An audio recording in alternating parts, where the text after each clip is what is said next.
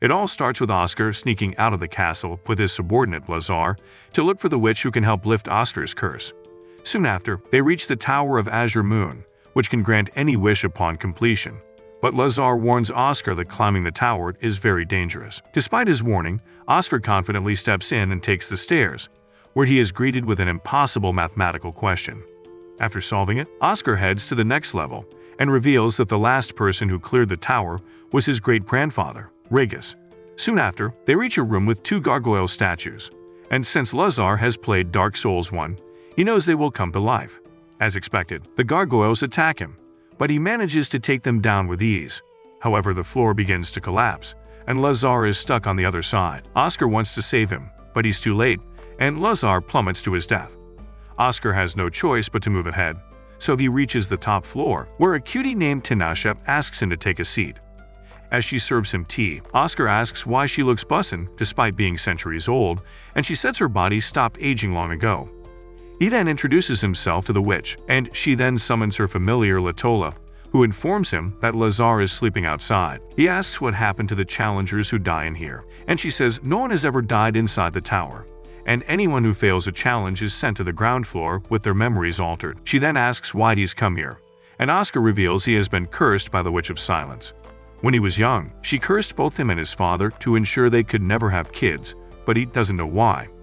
He tried everything over many years, and coming here was his last option. Tinashe praises him and realizes that he isn't cursed, but rather affected by a variant of a blessing. Turns out the blessing tries to protect any unborn baby inside the womb, but the magic is too strong for any mother to bear. Since she can't remove the blessing, she suggests he find a shoddy that can take 11 inches and bear the burden of strong magic. Oscar, being a certified Rizzler, asks Tinashe if she can withstand it, and she casually says yes. At this, he tells her his wish for clearing the tower is for her to marry him. Yes! Yes! Yes! But she freaks out and tells him no. When Oscar keeps insisting, she decides to erase his memories and send him back. However, she notices him carrying the royal sword Acacia, which has super high magic resistance. They decide to talk it out, and Oscar says if she isn't gonna marry him, she should at least live with him in Farsis for 1 year, after which she can return to the tower.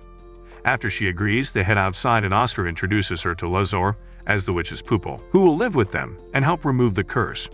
On the way, he asks Tinashe to reconsider making Nepo babies with him, but she refuses yet again. A few days later, the duo is at the castle, where Tinashe casts a spell on Oscar that will negate all the physical and magical attacks on him. She further reveals that this spell cannot be broken as long as she is alive, so he's basically become a raid boss now.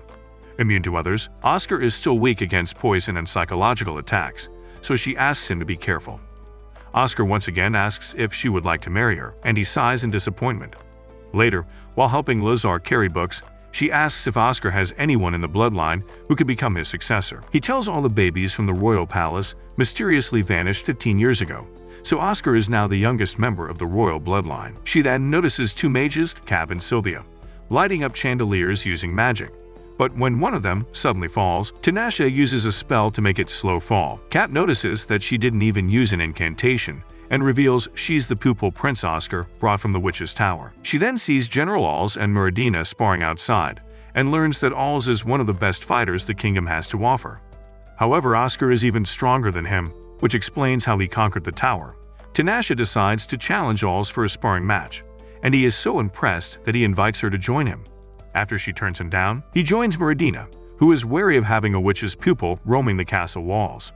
Later, Litola appears to check up on Tinashe and notes that she seems to be enjoying her time in Farsis. She then tells her that something important has come up, so Tinashe visits Oscar's office and informs him that she will be leaving for 3 days. Having formed a contract with her, Oscar demands to know where she's headed, and she tells him she's going to the magical lake in Druza. Lazar freaks out and explains that that's the place where a demonic beast was sealed 70 years ago. Tinashe says some disturbance has been observed in the lake recently, and she's off to find who is responsible for it. When Oscar says, "Oh, come with him," she reminds him of his duties as the crown prince of this kingdom, only to learn that Druza falls under Farsis' jurisdiction.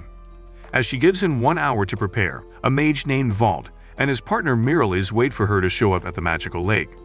While waiting with the rest of the squad, Tinashe is approached by Sylvia, who is excited to see a small dragon on her shoulder. Soon after, Oscar arrives and informs the rest that the mission will be dangerous. He then places his hand on Tinashe's head and tells them to do what she says. As they use the teleporter, Tinashe recalls the last time she was here and realizes everyone she knew back then is now dead. Everyone she once knew passed on, yet she has been stuck in the same place for centuries because this is the path she chose for herself. While she's daydreaming, Oscar looks at her and realizes she's truly stunning. As they teleport to the fortress near the border, they spot a dark cloud forming over the lake and decide to check it out. On the way, Tinashe explains that Druza launched an invasion in Farsis 70 years ago by unleashing a beast, but it went berserk and attacked everyone in sight. In the end, the Witch of the Azure Moon sealed it in the lake, but its miasma poisoned the land around it. As they walk through the thick fog, Tinashe notices someone's presence and calls them out. Just then, an old Druza mage shows himself and exposes Tinashe's cover as the Witch of Azure Moon. Tinashe recalls she slayed the mage's master 70 years ago, so when she offers to give him the same treatment, he decides to skedaddle. Why are you running? Why are you running? However, he secretly casts a spell behind them, and despite the chaos, Oscar manages to protect the others. Tinashe takes a swing at the old mage, only to learn that he was a mere illusion placed here to ambush them. She then sees Sylvia struggling to heal Lazar's wound, so she helps them with her extraordinary healing magic.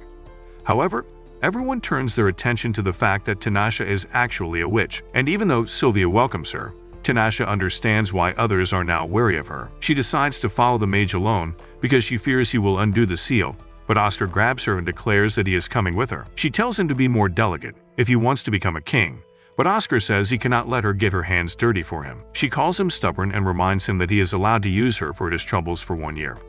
Besides, the weight of his burdens is nothing to her, because she has dealt with much bigger problems. She also asks him to relax a little and promises that no matter where she goes, she will always return to him as long as she is bound by the contract. Hearing this, Oscar lets go of her hand and allows her to go ahead alone, prompting her to summon her dragon. He then tells her they will get married once she returns, but Tinashe strictly rejects him and flies away.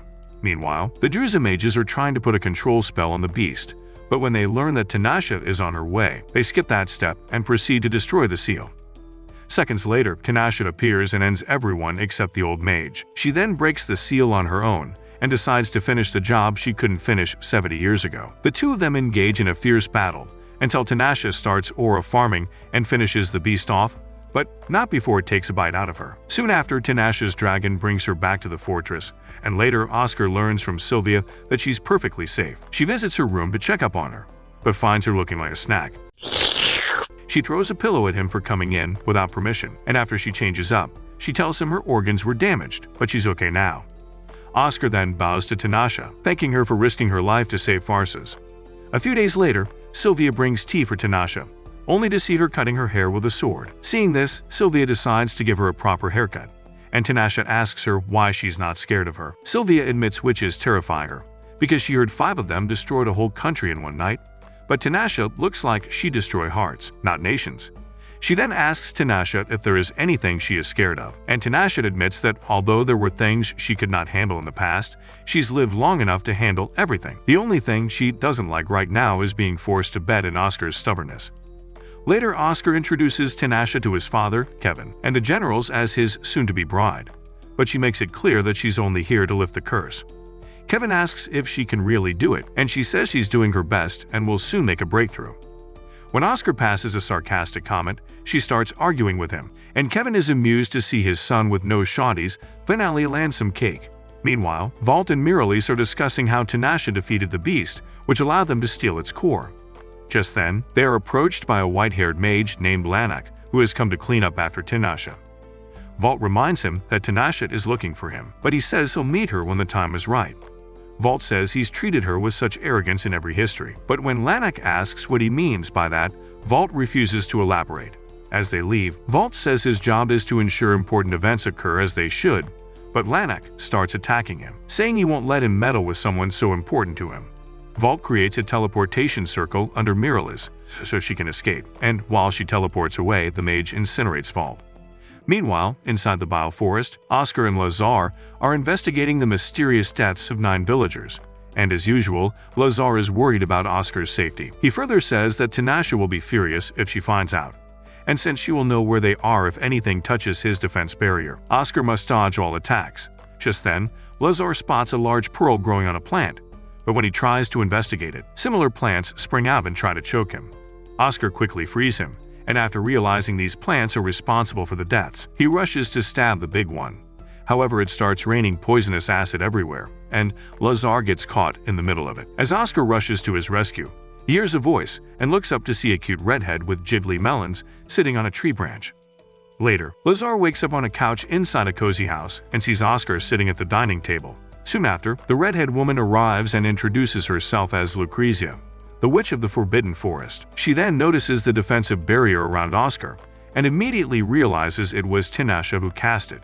She then asks how Tinashe is doing, revealing that she's known her since she became a witch. Oscar admits she has left the tower for now to become his protector, and Lucrezia is surprised to learn that he cloned her tower.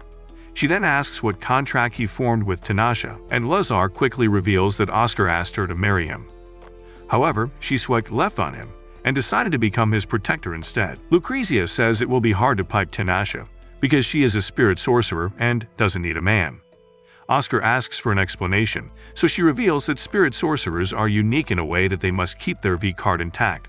If they mingle with others, their spirit becomes impure, and it becomes much harder for them to perform spirit magic. But Tinashe is so strong that getting backshots once in a while won't affect her much. She even offers to make him a potion that will make all the hot milfs in his area hungry for his sausage.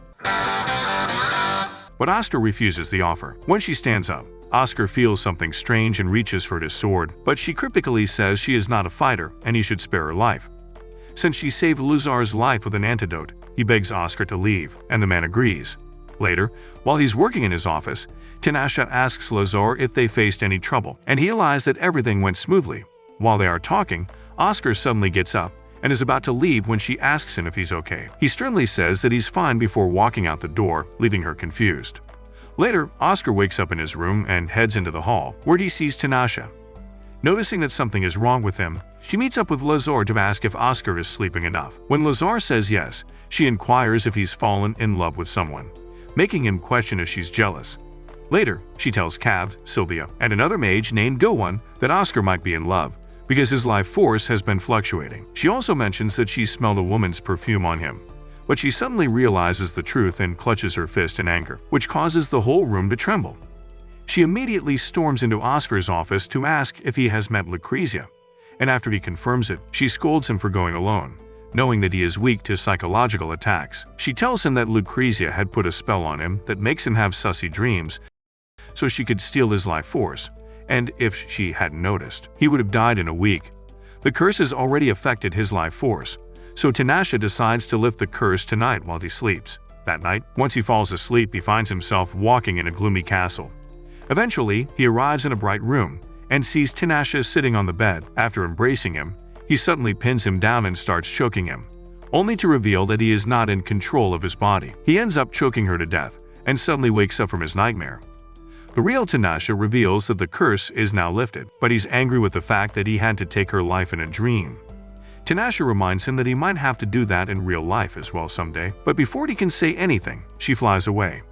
She then visits Lucrezia and scolds her for doing this, but Lucrezia says she only did it because she wanted to see her. Turns out, she had taken a sample of Oscar's blood and milk earlier, and she wanted to give them to Tinashe so she could test her theories on how to break the curse. She also tells her that she did not make a copy of her in Oscar's dreams, but rather, she appeared there because of his own desires. She also advises her to consider Oscar's feelings, because he genuinely cherishes her. The next day, she goes to his room and struggles to apologize, so he pulls her closer until she's sitting in his lap. He then embraces her, and she hugs him back, apologizing for what she put him through last night. Later, as Oscar is sparring with the trainees, Alls decides to join as well and is defeated easily. Oscar then asks Tinashe if she would like to duel him, but she immediately turns him down, as there is nothing to gain from it. However, when Oscar says she can even use magic, she realizes he's got nuts bigger than Jupiter to propose this challenge.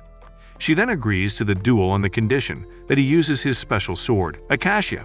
As the duel begins, Oscar deflects her attacks with his sword, but the next thing he knows, she's won and is now healing his injured arm. Meanwhile, Alls and Miradina discuss the duel, talking about how, unlike other mages, Tinashe uses her magic in close combat. They also notice that she was smiling through the whole fight, as if she was trying to teach Oscar how to fight her.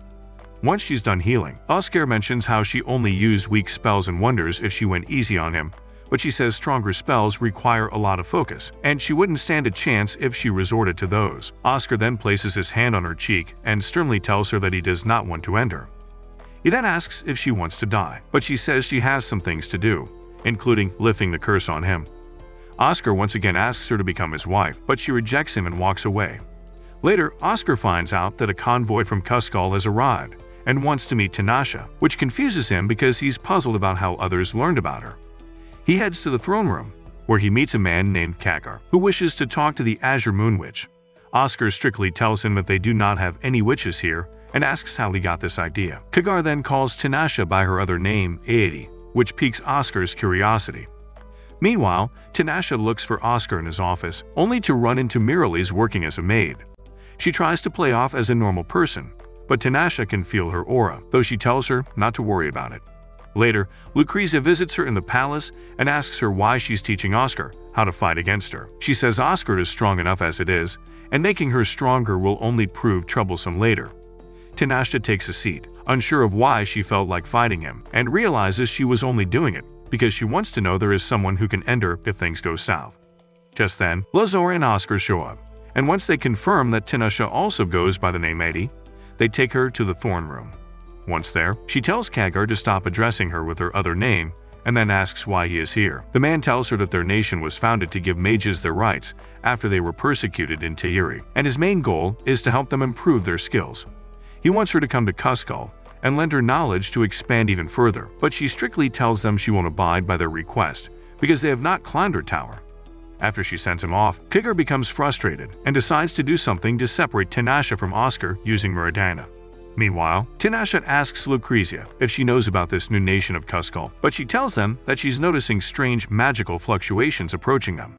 Just then, Meridiana arrives and attacks Tinashe, but Oscar quickly blocks her. Meridiana starts spewing hate and tells her to leave the country, and Tinashe calmly says this isn't the first time she's faced people who hate her for no reason whatsoever. Oscar pulls her into a hug to comfort her, and Lucrezia explains that Meridiana is under a mind-controlling spell.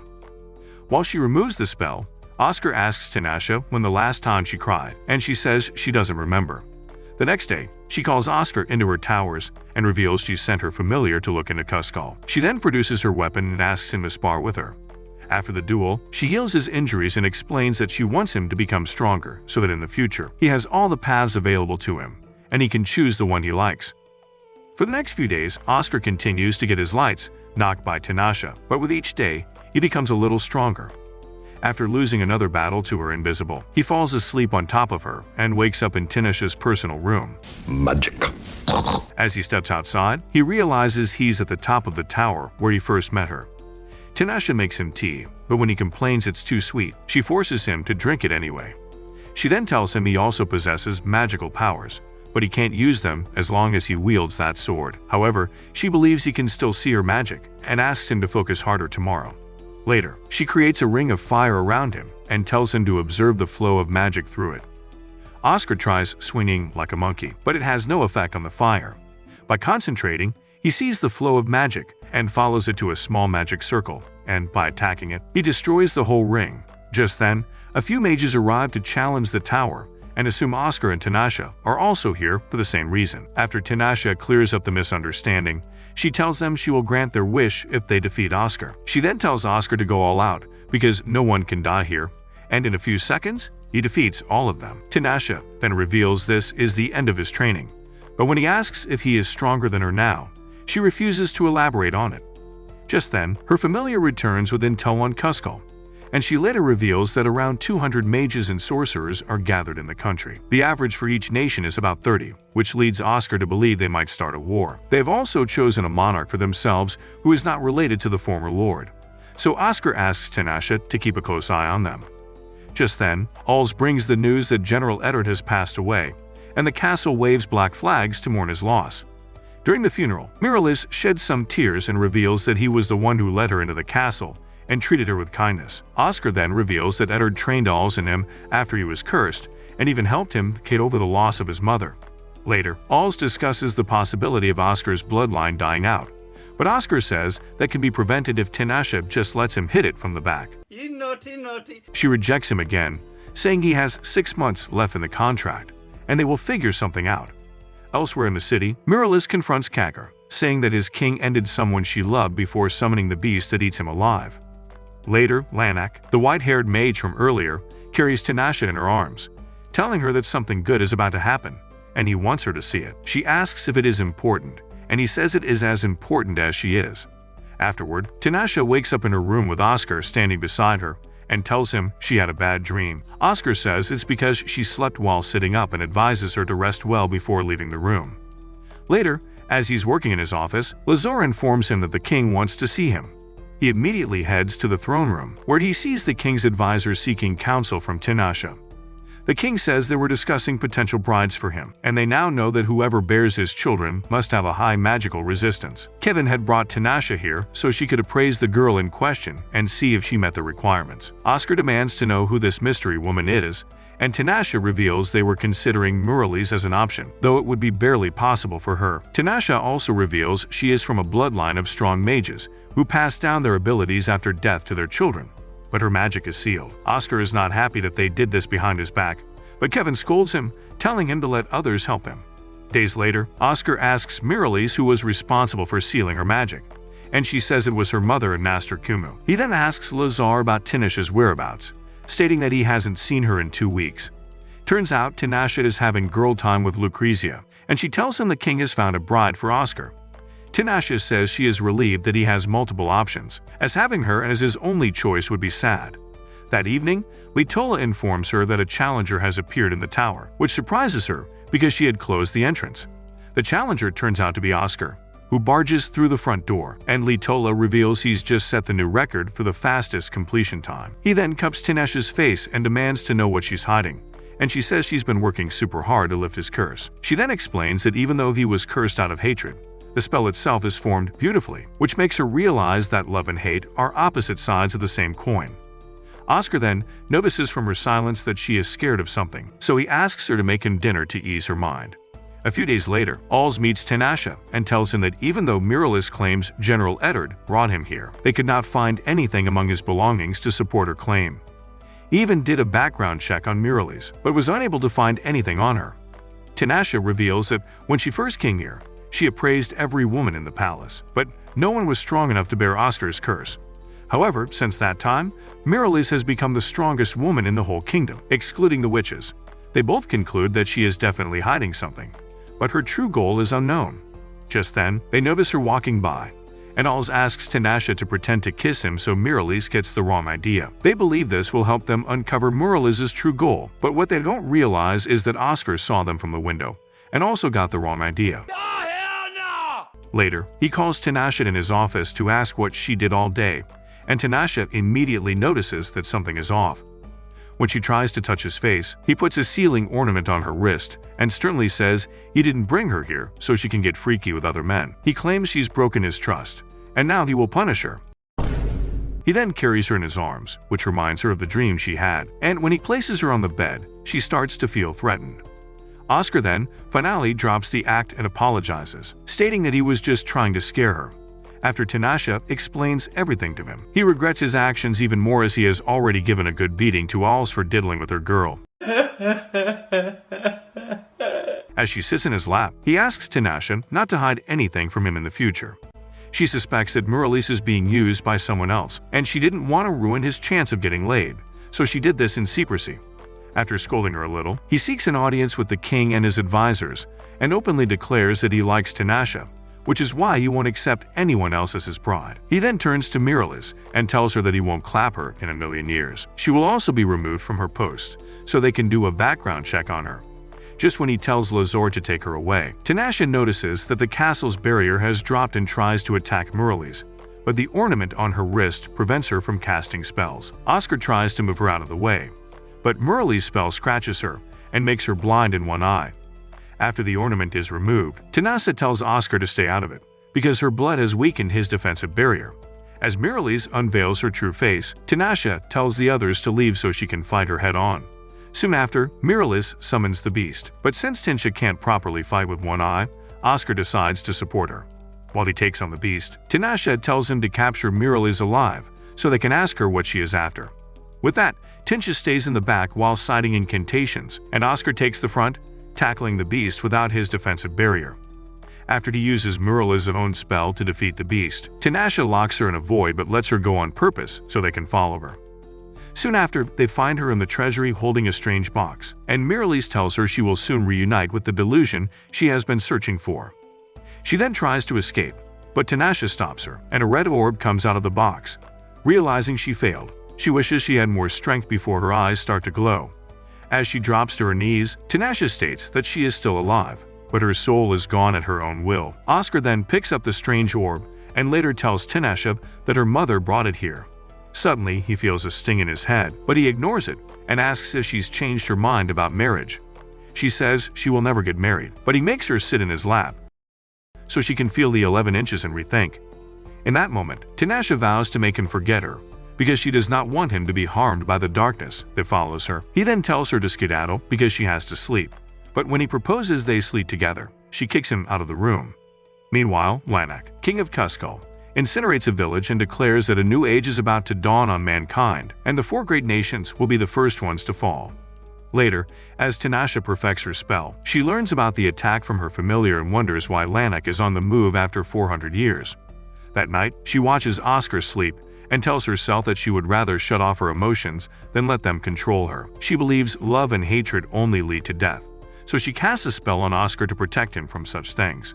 The next day, Oscar wakes up to see his body covered in red markings and Tinashe sleeping by his side. She soon wakes up and says she broke his curse by putting another curse on him. Before she leaves to get some sleep, he grabs her hand and thanks her. Later, Tinashe learns she has to attend King Kevin's birthday party and she is not too happy about it. Just then, Lazar enters the office with a message from Tadiri that Prince Roost won't be able to attend and has sent his sister, Cecilia, instead. Lazar also reveals that Cusco mages have burned a city near the Tadiri border, making them wonder if this was revenge. Later, Tinashe tells Oscar that she wants to transfer the ownership of her dragon Nark, and he agrees to take it. She then jumps into his lap and kisses him, which leaves the guy amused. That night, Tinashe attends the ball with Oscar as her fake fiancé, but vows to crack his walnuts if he tries anything funny. There, Oscar has a run-in with the loud and obnoxious Cecilia, who apologizes that her brother couldn't make it. When Oscar says he is interested in knowing about the attacks, she tells him to flash his wee-wee before she tells him about their country's private affairs. Meanwhile, the king thanks Tinashe for lifting Oscar's curse, and she says she's happy Oscar can now have shawties ride his magic train. Just then, they both see Oscar leaving the hall with Cecilia and realize Bro is about to get his V-card swiped. Kevin tells her this could be avoided if she just marries him, but she refuses and heads out to get some fresh air. She then notices something strange and barges into Oscar's office to let him know. After making Cecilia leave, she uses her own blood to deactivate his barrier, and tells him that the people of this nation depend on him, so he must not compromise their safety by meddling with her. Just then, a door appears behind her and Lanak steps out, declaring she's come to take her back. She hugs him in excitement and says she has been searching for him for centuries. Lanak then invites him to the nation of Cusco, where she will be the queen, and she happily accepts. Lanak then decides to end Oscar since he possesses Acacia, but she gently tells him to let the man be, as he is not a threat. When Oscar asks why she's doing this, she says his curse is broken and their contract ends soon, which means she will no longer be bound to him. He pulls his sword out to attack Lanak, but Tinashe defends him, even though they both know he can end her easily after all that training. Feeling something off, he lets Tinashe go with Lanak, and the next day, he decides to visit Lucrezia. Before Lazar can stop him, Lucrezia shows up at the palace and reveals that every witch received an invite to Cusco, but they all rejected it except Tinashe. Oscar demands to know the relationship between Lanak and Tinashe, and Lucrezia says she has been searching for that man ever since she became a witch. Oscar notes that Lanak felt like he was out of his mind, but Lucrezia believes Oscar is just jealous because she chose another man over him. Oscar says that he won't let the shoddy go so easily and decides to end Lanak so she can have Tinashe back. Seeing his resolve, she agrees to tell him the truth but warns him that he might have to end Tinashe's life once he learns about her. She then tells him that Tinashe is from the Tuldar family, much to everyone's shock. Sylvia adds that Tuldar was an empire that was destroyed overnight 400 years ago, which means Tinashe is from the royal family. Tinashe was a queen candidate back then and in Tolder, the next monarch was deciding through power rather than lineage. One candidate was chosen for both king and queen, and they were engaged to each other.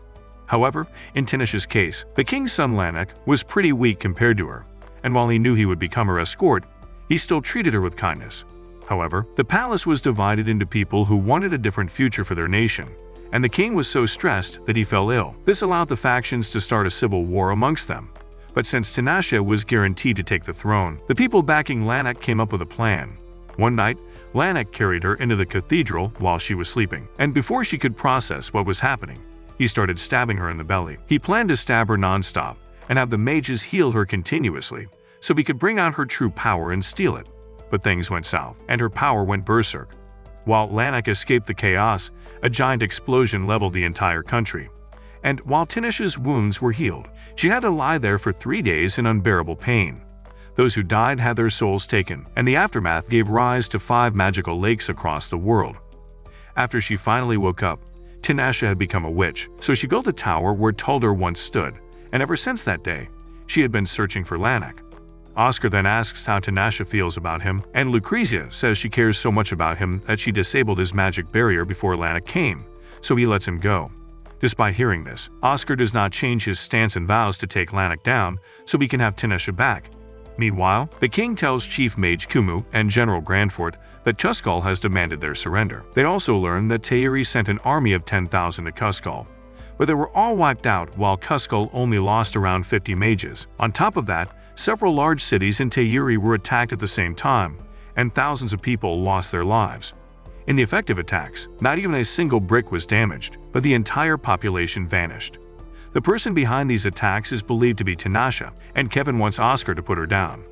Oscar agrees to help Tayuri, but he refuses to hurt Tinashe because he does not know the whole truth behind her actions. Kevin gets furious and tries to intimidate him, but Oscar stays calm and tells him he's already made up his mind, making Kevin realize he's just as stubborn as him. Seeing his resolve, Kevin agrees to let him do what he wants, but only if he takes the throne from him. Meanwhile, in Tayuri, Prince Roos reflects on the recent attack from Cuscal, when Tinashe suddenly appears and tells him that everything will end in 2 weeks, so he should hold off on attacking Cuscal. Roos refuses to listen and calls her a lowly mage, and she reminds him that this attitude of his people is the reason why they are getting attacked now. When she calls them violent fascists, she reminds him that his nation has committed crimes far worse than any mage, and he should study his own history before pointing fingers at others. Tinashe then warns her again before she leaves, but when he tries to stop her, she gives him a cold stare. Later, inside the Cuscal castle, Lanak learns that the 4 great nations have colluded, but Lanak says it's pointless as he creates a new map of the world. His men ask if a worldwide spell is even possible, and Lanak says it is thanks to Tinashe. He says she has always been an excellent student, and because of that, she even surpassed him in strength. He then starts acting all weird, but quickly composes himself and promises to protect her. Later, she tells a mage named Renard that all the mages in the mainland are women because men's bodies are unstable when it comes to magic. Since Lanak is also unstable, that explains why he sometimes acts differently. Meanwhile, Oscar is getting impatient in Tayuri because he's been here for 6 days without any progress. Sylvia believes Tayuri is still recovering from the crushing defeat at the Asdra Plains, but also still finds it strange that Roest hasn't moved his forces despite having the army of 4 nations at his disposal. Just then, he learns that people have started disappearing in farces as well, which makes him anxious. Soon after, Cecilia starts knocking on the door, so the others leave because they don't want to hear her yap. When he asks her why she's here, she suddenly wraps her arms around him and asks if the woman she saw at Kevin's birthday party was the Azure Moon Witch. Oscar tries to shake it off, but Cecilia says he can't lie to him because Tinashe visits her brother every night. When she says it's almost time, Oscar gets up and demands she take him to Riost's room. While Riest is waiting for Tinashe, Oscar barges into his room and demands to know what's going on. Before he can explain, Tinashe arrives with 2 other mages, but as soon as they see Oscar, they assume Riest has betrayed them and pull Tinashe back. A few days later, the Alliance finally prepares the forces to attack, and Oscar realizes the date Tinashe gave Riest must have passed. Just then, Lucrezia arrives with the news that everyone in the neighboring villages appears to have vanished, but in reality, Tinashe had simply put a barrier around them so they can't be seen. She also reveals that Tinashe has no plan to protect herself, so Oscar must be her shield. As he breaks the news to other generals, Cusco's chief mage Bartolos appears and teleports them all in the middle of nowhere, where hundreds of mages are waiting to ambush them. Lanak appears as well, welcoming them to the ruins of the cathedral where he stabbed Tinashe. He then proposes to reshape the world to end cruelty, stating that whoever refuses to abide will receive divine punishment. He then summons Tinashe in a wedding dress, and she looks surprised to see Oscar here. She then takes a seat and allows Lanak to use her power to summon the 5 magical lakes, each allowing him to control one part of the world. Once all lakes are summoned, he prepares to become a god, but Tinashe suddenly takes control of the spell, telling him that she had been waiting for this moment for 400 years. Only he knew how to summon the lakes all at once, but now she can use their power to set free the souls he has captured. Realizing he has been betrayed, Lanak asks his mages to attack Tinashe, but her subordinates, Pamir and Renard, step up to defend her. Suddenly, Bartolos takes Pamir out and tries to hurt Tinashe too, but Oscar quickly protects her by deflecting the spell. Soon after, Lanak orders his men to summon the demons, which turns the whole place into a battlefield. Amid the chaos, Bartolos tries to take Oscar down, but he meets his end at Oscar's sword. Following that, Tinashe uses her royal lineage to summon the 12 spirits of Toldar, commanding them to annihilate everything that has the intent to harm them. Within seconds, Lanak's entire army is defeated, prompting him to retreat like a coward. However, Oscar follows him and asks what he felt when he stabbed Tinashe. Lanak says he felt nothing because she is a mere tool, so Oscar decides to write him off the script. After he returns, Tinashe prepares herself for an execution by Oscar's hands, but she suddenly collapses in his arms. A week later, she wakes up with Oscar by his side, wondering why she is still alive. Oscar takes her in his arms, revealing that Prince Rius decided not to attack Cusco and allow the mages to form an autonomous state. Oscar believes it was all thanks to the lectures Tinashe gave him, which makes her happy. Oscar then drops the bomb that they are now engaged, because that was the only way to bring her back alive from the battlefield. Some people wanted her dead, but when they learned she could join their side, they became greedy to use her powers and let her live. Despite acting confused at first, Tinashe quickly warms up to the idea and thanks him for saving her life. Later, Tinashe takes the Farse's mages to the Toldar treasury so they can bring valuables back to their country. While searching, she finds a blue orb similar to the one that was in Miraliz's possession and decides to bring it to the tower. Later, she visits the eastern fortress of Farses with Oscar, and General Edgard assures them that everything is stable here. When they spot children playing in the yard, Edgard reveals that a neighboring village was attacked by a group called Ito a year ago, and his men brought some survivors back, including some young ones and a woman named Elsa, who is the village chief's widow.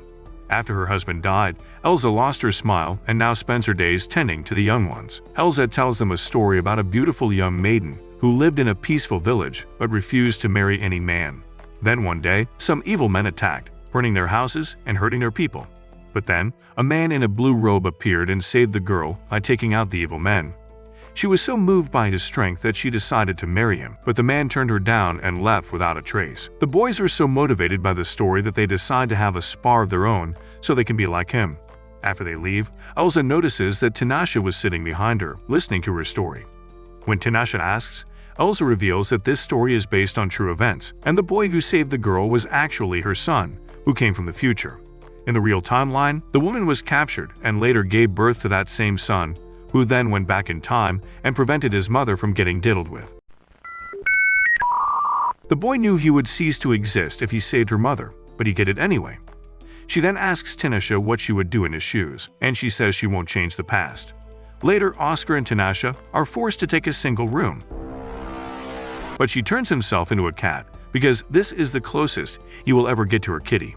That night, she suddenly starts making noises, and when Oscar wakes up, she explains that someone is casting a spell, which gives nightmares to others. She believes the caster is someone who never learned to control their magic, and the dream they are casting is about someone they hate. The following day, Oscar visits the border and sees that their neighboring nation, Yarda, has been turning into a desert lately. He tells Edgard to keep an eye on the area, but just as he turns to leave, he is ambushed by the Edo. Just then, a man steps up and introduces himself as Javi, the leader of Edo.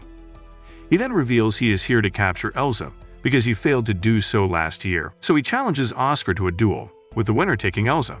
As they head to the nearby plateau, Javi reveals that this is a sacred ground that was visited by a god. Tinashe senses something is off about this place, but Oscar tells her not to worry as he will handle this with ease. Just then, Elsa shows up and is immediately terrified to see the man who took her husband's life. Soon after, the duel begins, and within seconds, Oscar takes his ability to goon to thick goth mommies by slicing his arm. After the duel ends, Javi sits there bleeding until Elsa suddenly runs to his aid. Oscar asks Tinashe to reattach his arm, but she says no and only stops the bleeding. Just then, a tornado surrounds Elsa and Javi, and Tinashe quickly teleports everyone away. A spirit-like being appears from the tornado, but Oscar defeats it by throwing his sword at it. However, a crack opens beneath their feet, and Tinashe falls into it, prompting Oscar to jump after her. They both fall into a body of water below, and she finally returns to her human form so they can explore the cave below.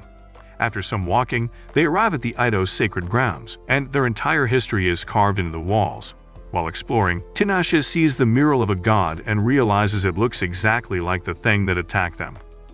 According to the mural, the god sensed magic in mages and awoke, and Ido started worshipping it, because mages were considered evil at that time. They also figure that this supposed god is Iridirdia, the one true god of Tahiri. Before they proceed to the next room, Tinashe asks if he wants to be teleported out, but he refuses. She reminds him he doesn't have a cassia with him anymore, so he decides to use a sword he finds on the ground. As they proceed, they are attacked by a dark mist, and while Tinashe shields herself, Oscar steps in and sees Elsa on the other side. When she attacks him, Oscar realizes Elsa has been possessed by Iridirdia. When Tinashe joins him again, she says he is not affected by Iridirdia because, unlike her, his magic has been sealed. Oscar then asks if they can take out Iridirdia without hurting Elsa, only to learn that it's practically impossible. The only way for them to stop Iridirdia is by using a cassia, but that would surely end Elsa. Just then, Javi appears and says he won't let them hurt Elsa, so Tinashe calmly explains everything to him. She says any mage who approaches Iridirdia will lose their mind and harm others around them, and she cannot let that happen. After Javi agrees to stand aside, Tinashe turns to Oscar and asks him if she would take her life in case she becomes a danger to this world. He tells her he would if that's his last option, so she gently cups his face with a smile before kissing his forehead. She then uses magic to distract Iridirdia, while Oscar leaves to get a cassia. In the meantime, Tinashe tells Iridirdia that she is responsible for corrupting the minds of several mages, so on behalf of them, she will take it down today. Soon after, she manages to absorb the god in her body and tells Oscar to stab her in the belly, because that's the only way to end it. Oscar complies with her request, and later she wakes up in bed in good shape.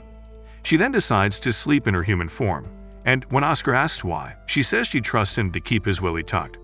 However, Oscar tells her she will protect her before giving her a kiss, which leaves her blushing. Despite acting annoyed at first, she warms up to it, and Oscar is one step closer to entering her joyland. Yeah, boy. Later, Lucrezia scolds Tinashe for being so reckless as to get stabbed by a cassia, but she says it's not a big deal, and what matters is that it all worked out in the end. Noticing how much she trusts Oscar, she asks Tinashe what she will do now that the contract is about to end, but Tinashe avoids the question. Meanwhile, two Farsa's generals discuss how there's only 1 month left in the year, and they eagerly wish for Oscar to find himself a queen. They hope Tinashe agrees to his proposal because she will be the most beautiful queen in the history of Farsas. Just then, the anime version of Professor Rutonium, Norman, walks by and says he opposes the idea of a witch becoming their queen. The generals argue that Tinashe is a royalty of Toldar, but he says that the nation died centuries ago. Just then, Tinashe herself shows up with Pamira, and he tells her to her face that she is not welcome here. When he tells her to pack up and leave, Tinashe gently asks if he would like her to erase Oscar's memories. He tells her to do what she needs to before leaving, and while Pamela is enraged, Tinashe asks her to calm down because it's valid to be scared of a witch. That evening, as the two watch the sunset, Pamira tells Tinashe that she is way too forgiving, but Tinashe says that's not true, and she just remembers who she is. Pamira asks if she will really erase Oscar's memories, and Tinashe says she will do what's necessary. To her, it does not matter if Oscar forgets her, because she will always remember her in her heart, and what matters is that he lives a happy life. She further says that Oscar is even stronger than her, and he can carry out his mission alone, so there is no purpose to her life. However, Pamira calls it nonsense and yells at her, telling her to live among humans and die as one. As Tinashe embraces her, she says she wants her to find her happiness, but Tinashe says she is already happy. She then looks at the starry sky, admitting that the year went by really quickly. Following that, she visits Oscar in his room and calmly sits beside him, giving her an orb that has captured the essence of tonight's sky. After accepting the gift, he turns to Tinashe to ask why she looks so sad, but Tinashe says she's fine. He then quickly grabs her arm, because he sensed she was about to cast a spell, and then asks if something is bothering her. She says she was just thinking about life, so Oscar asks her again to marry him and quit being a witch. She rejects him again, saying she doesn't know how to live normally, but Oscar suddenly pulls her in for a kiss, and she melts into it. She then calmly tells him that he shouldn't kiss her so suddenly, but Oscar says she can push him away if she doesn't like it. He then embraces her and pulls her in for another kiss, but this time she accepts it. Just before their lips touch, Lazar knocks on the door and asks Oscar to review some important documents. Before he can get to it, Tinashe notices something crashing into the city and reveals that the barrier is broken. As several demons raid the city, the Farce's mages come together to defend the civilians. When a demon reaches for Norman, Tinashe quickly takes action to save him, and this earns her some respect in his eyes. Tinashe then summons the spirits of Tuldur, and while they fight the demons, she summons rain to blow out the fire. Meanwhile, Oscar is fighting on the ground when he spots a maid struggling to get on her feet. When he reaches out for her, he suddenly feels immense pain in his heart, and the maid Adariah looms over him with an evil smile. Soon after, Tinashe spots him knocked out on the floor and rushes to his aid, only to see a poisonous needle stuck in his finger. Horrified, she immediately starts healing his body, but her spells fail. She then calls Lucrezia for help, saying she has stopped time in his body to stop the spread. But Lucrezia says Oscar is a lost cause, because no one has ever survived this poison. However, Tinashe refuses to give up just yet, and says her body is strong enough to hold this poison for a whole day. By poisoning herself, she can let her immune system create antibodies, which she will use to create an antidote. Lucrezia strictly forbids her from doing this because she will die, but that's why Tinashe wants her to help. Lucrezia refuses to help as it's too dangerous, but when Tinashe says Oscar's life is worth more, she agrees to do it.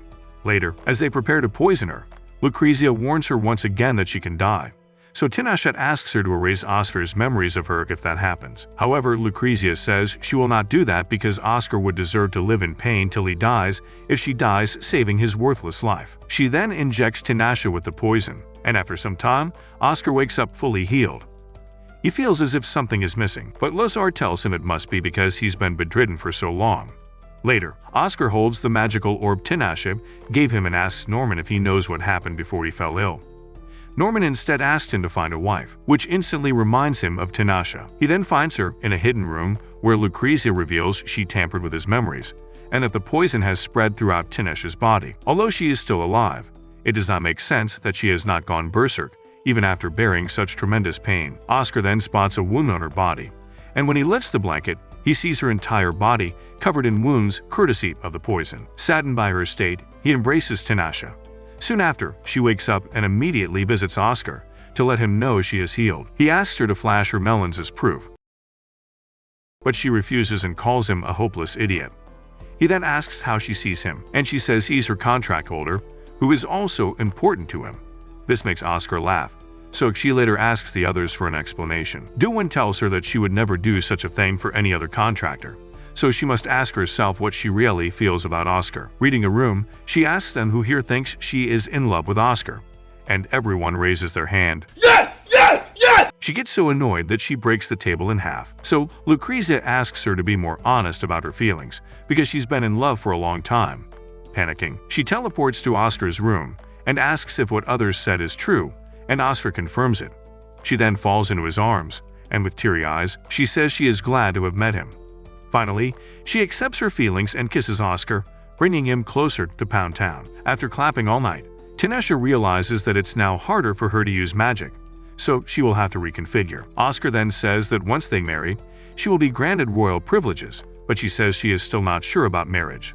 Later, she learns that she will have to accompany Oscar to the New Year's festival at the Easter Temple.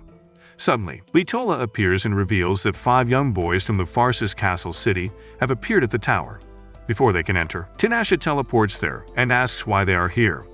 Turns out, one of the boys named Say said it rains snow instead of water in the north, so they decided to ask the witch if that's true or not. Tinashe scolds them for coming so far without an adult because they could have been kidnapped by bandits. They argued that Oscar became strong by going out alone, But Tinashe corrects them that he had a lot of training before he was strong enough to wander. With that, she teleports the boys back to the city before casting a huge surveillance spell that will help her monitor everything. Later, Oscar asks why she doesn't want to get married, so she reminds him that he has a great deal of magic in his body, which was sealed at birth by a strong spell. She also possesses a great deal of magic inside her, so if she were to have a boy with him, he would certainly be a very strong mage. However, if she gives birth to a girl, she might become a witch as soon as she is born. In the case of a boy, he won't be able to cast spells despite having magic, as long as he wields Akashina, just like him. He then wonders if his parents knew about his magic, and Tinashe believes it was his mother, who must have asked someone to seal his magic. He asks if it's good to be born with magic, but Tinashe says it's the opposite, especially for royalty.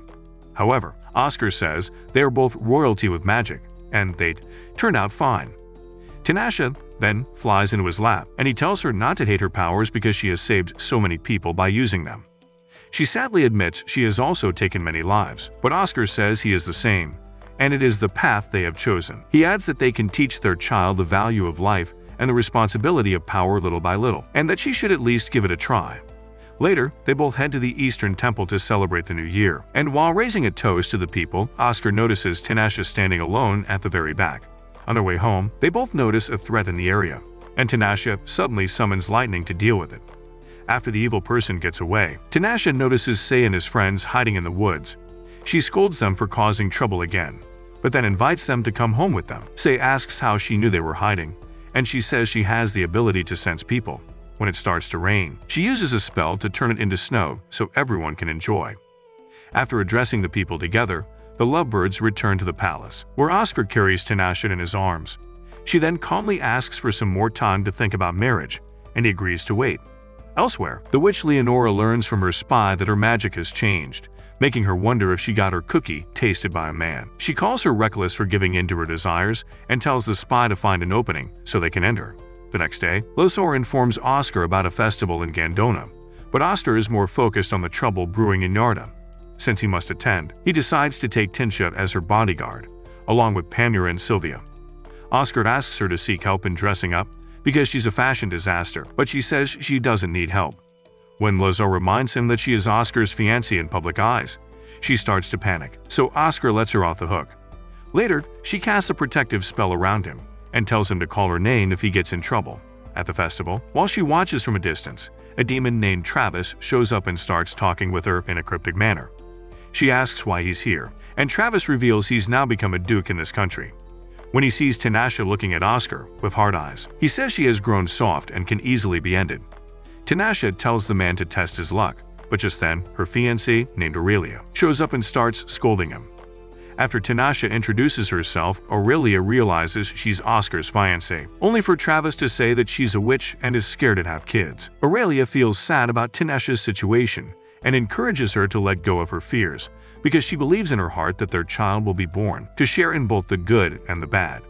She then realizes she said too much and leaves, only for Tinashe to reflect on her words. Later, as Tinashe shampoos Oscar's hair, he reveals that the Princess of Yarda has gone missing near the Gandona border, and this has led to a lot of tension between the two nations. He then pulls her into the tub and asks why she was talking to another man during the ceremony, especially because he has a demonic aura. Tinashe confirms that Travis is a demon king, but she is impressed that Oscar was able to tell. She also reveals that Travis has his eyes set on him, so he should stay away unless he prefers sausages over cookies. Whoa, calm down, Jamal. That night, the palace is attacked by demons, but Oscar is already prepared to face them. Soon after, Tinashe shows up in her nightsuit and blasts them all away. She then spots the culprit behind the attack and catches her, only to learn that she's Adaraya, the same mage who poisoned Oscar. When she asks who she is serving, Adaraya says no one, prompting Tinashe to finish her off. But just then, a mysterious person appears and escapes with her. Travis arrives as well to follow the mage and reveals that he tried to take Aurelia's life. The next day, Oscar learns that the Prime Minister of Gandora was assassinated, and some people think Tinashe is behind it. Tinashe obviously didn't do it, but she knows the person pulling the strings. She mentions Leonora, the witch who cannot be summoned, has previously fought both her and Travis, and now she is targeting their loved ones as revenge. She is currently residing in Yarda and has earned a favor with the prince. Usually, witches don't meddle with the empire, but Leonora loves working in the shadows and destroying nations. She is said to have put a whole castle in flames, and Oscar remembers reading about the Amber Castle in a book. Tinashe excitedly says she is off to eat Leonora, but Oscar strictly forbids her from leaving without permission. Alls asks what they should do next, and Oscar says they should look for the missing princess, as she might know something. Later, Tinashe sees a giant ball of sand in Yarda and informs Oscar that the missing princess is inside the storm, encapsulating the Kados fortress. She then teleports them all inside, where Oscar introduces himself to Princess Nefeli and her servants, Gate and Iosef. She welcomes them in and asks why the King of Pharsis has visited her, and he says it's because they share a common enemy. He then reveals that the woman who has manipulated the prince is actually a witch, much to Nefeli's horror. Tinashe believes that once Leonora learns she was here, she will arrive in no time, so they should start by removing the sandstorm around the castle. She also reveals she visited Yarda behind their back, and Oscar starts pressing her head for not listening to him. She then reveals that the civil war won't end even if they end Leonora, so she teleported most of the faction leaders outside the borders. Because the mages have had their powers sealed, and the army is out due to laxatives, she had to take measures. She also reveals that the king was poisoned, so she made sure to cure him and even had a conversation with Prince Savas, who seems to have acknowledged his mistake. She thinks she has done enough damage to piss Leonora off, so she will be here soon. That night, Oscar asks what happened when she fought Leonora once before, and she says she won. She then asks him to take care of a guy named Anai, who has absorbed a demon and has become much stronger. She then cups his face and says she will forgive those who try to take him away from her. Oscar suddenly pins her down and locks lips with her, and even though she tells him to take it to the bedroom, Oscar decides to eat her cookie there and then. The next day, after the storm is cleared, Tinashe feels tired, so Oscar tells her to relax and come back when Leonora arrives. Meanwhile, Leonora is enraged that the storm was lifted, so she tells Anai that they are going to destroy Tinashe. As Tinashe is in the bath with Pamira, Princess Nefeli nervously joins her and immediately notices the love bites on her neck. Once Tinashe notices it, she uses magic to hide them, making Nefeli realize she is also a witch. She asks Tinashe if she plans to manipulate Oscar like Leonora did to her brother, but Tinashe calmly says that Oscar is a stubborn idiot who doesn't listen to a thing she says. She then asks Nefeli if she has a crush on Oscar, and her silence tells her everything. Tinashe realizes that Nefeli would have become the Queen of Pharsis if the witches hadn't interfered. It all started because the Witch of Silence cursed Oscar's family jewels, so he had to seek Tinashe out for a cure. Lucrezia got involved too, and now it's Leonora who wants revenge. She believes witches are dangerous and they ruin human lives, which is why she finds it so strange that a man treats her as human and refuses to let her go. Because of Oscar, Tinashe can feel proud of herself and stand before her own kind. Soon after, the demons start appearing around the fortress, and Tinashe joins Oscar on the front. She then ties a ribbon around his arm and tells him to pull on it when in danger, and his pain would be transferred to her. After a moment of silence, Oscar asks her if she would like to marry him after the war is over, and she finally says yes. Oscar and the others are all shocked that she finally agreed, and she tells them they must not lose. Then, they ride the dragon into the battlefield, and as soon as Tinashe spots Leonora, she rushes to fight her. She then tells her that her man will take care of Anai, but Leonora calls her a hoe for getting freaky with another man. In response, Tinashe says it helped her reorganize her spells and that she will live however she wants. She then creates a magical bow and strikes Leonora's heart, only to realize she'll need more juice in the tank to take her out. Meanwhile, Oscar takes Anai to the ground and amputates his gooning arm, but he blocks the sword with his other hand and regrows a scythe from the cut. Before they can fight again, Leonora decides to show Tinashe what a real witch can do if she has her V card intact. She splits open the ground and pulls out a giant crystal, and Tinashe sees the Amber Castle inside, much to her shock. When Tinashe discovers that humans are also caught inside the castle, she realizes Leonora's next objective is to seal the Kados fortress. She rushes to take her down, and they take their battle inside the castle. She even manages to corner Leonora, but right before she can finish her, the ribbon on her arm falls, and she realizes Oscar wouldn't want her to lose control. She decides to set aside her hatred for Leonora and agrees to beat her in a fair battle. On the other hand, Oscar continues her battle with Anai, but when he takes the ribbon off, Tinashe appears, followed by Leonora. They decide to battle in pairs, and Tinashe reveals to Oscar that Leonora can easily heal any injury, so they must end it fast. After a quick exchange, Tinashe distracts her just enough for Oscar to stab her with a cassia, which locks her back and stops her from healing. Tinashe uses this opportunity to strike Unai down, and by switching places, they manage to defeat both of them. Following that, the Ember Castle and the demons both disappear, and Jon Snow and Daenerys arrive on their dragon. After the battle ends, Travis appears and promises never to harm Ferris as long as Tinashe's blood runs in them. As they return home, everyone comes outside to watch Tinashe become Oscar's bride. On the way, she runs into Say, who promises to become strong when he grows up so he can protect her.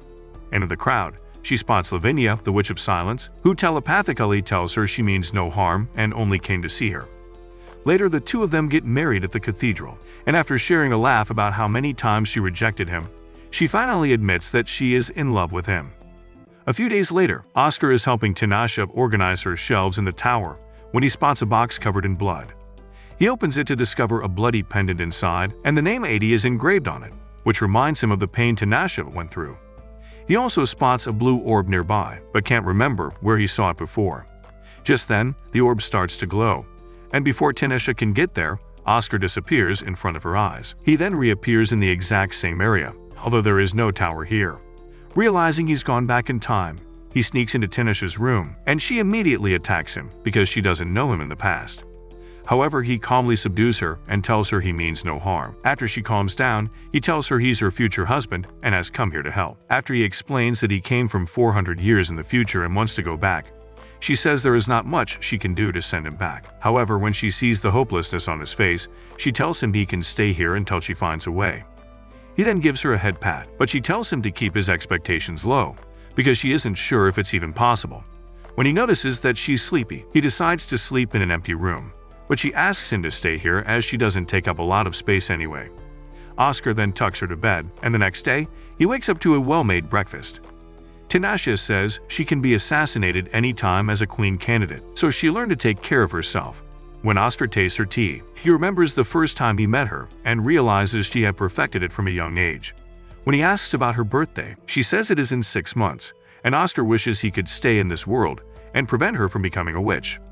Later, while he figures out where he saw that orb before, Tinashe notices his sword and tries a spell on it, only for the spell to break. Oscar then remembers he saw a similar red orb in the Farse's treasury, but it was brought there by his mother, who would be born centuries later. He tells Tinashe that the orb he had was blue, and it came from Toldar, but she says she can't get in there without the king's permission. She then notices a delicate curse and a blessing on his body, and asks for his permission to test his blood for research later. Oscar agrees on the condition that she lets him teach her how to use a sword, and after a spar match, she does research on his blood. For the next few days, they continue to get along until Tinashe becomes friends with Nark. Oscar tells her she's the one who gave it to him in the first place, so Nark must be familiar with her scent. She asks him what kind of person she is in the future, and he says she's a fine lady. She then remembers that Lannick is supposed to visit her tonight, so she meets him later, and he gives her a pendant before leaving again. After he leaves, Oscar tells Tinashe not to trust Lannick, but she says he's the only family she has. She starts crying, saying she will be all alone without him, but Oscar hugs her and lets her confront her feelings. She breaks down, admitting she misses her parents and she feels lonely, so she is putting through this in hopes that it will get better when she grows up. As she bawls her eyes out, Oscar assures her that she won't be alone in the future because he will find her again. The next day, Tinashe wakes up and tells him she can get access to the treasure using Lannick. Later, she returns to her room and eagerly tells Oscar that there is indeed a blue orb in the treasury. She couldn't take it with her, so she made sure to tamper with the alarm spells so he could walk in by himself. That night, before he leaves, she asks him if she will marry him in the future, and Oscar tells him it will happen 400 years later. He also advises her to stay away from Lannick, and after he walks away, she begins feeling lonely again. She rushes to the door to see Oscar again, only to find Lannick outside his room. Meanwhile, Oscar finds the blue orb inside the treasury, but asks himself if he should really prevent Tinashe from becoming a witch, even though she becomes happy later down the line. Before he can make a decision, the orb starts to glow, and he seemingly vanishes again. But when the time comes for Tinashe to become a witch, Oscar appears again and protects her from Lannick. Although confused, Tinashe decides to trust Oscar, and he ends up ruining Lannick's entire plan. Once Tinashe realizes his true purpose, she decides to take Lannick on, but the man stabs himself instead to summon the dark power. However, his body is not stable enough to tolerate this much power, so he ends up dead. The dark power lingers and aims to destroy the whole country. So Oscar tells Tinashe she is the only one who can stop it. With Oscar's support, she manages to get a hold of it, and she later wakes up in his arms. Oscar then kisses her and explains the sad reality to her, that she won't be able to see him ever again. He explains that once someone goes back in time to change the past, the whole timeline gets messed up, and there is a very high chance that they won't exist in the future. He knew that doing this would erase him from the world, but he wanted to hold her hand during the most difficult time in her life and save her from 400 years of suffering. He says he does not regret it and embraces her, telling her to be a good queen. As she breaks down in his arms, he tells her that even though he will disappear, his love for her will always remain. She begs him not to leave her, but Oscar gently tells her to close her eyes.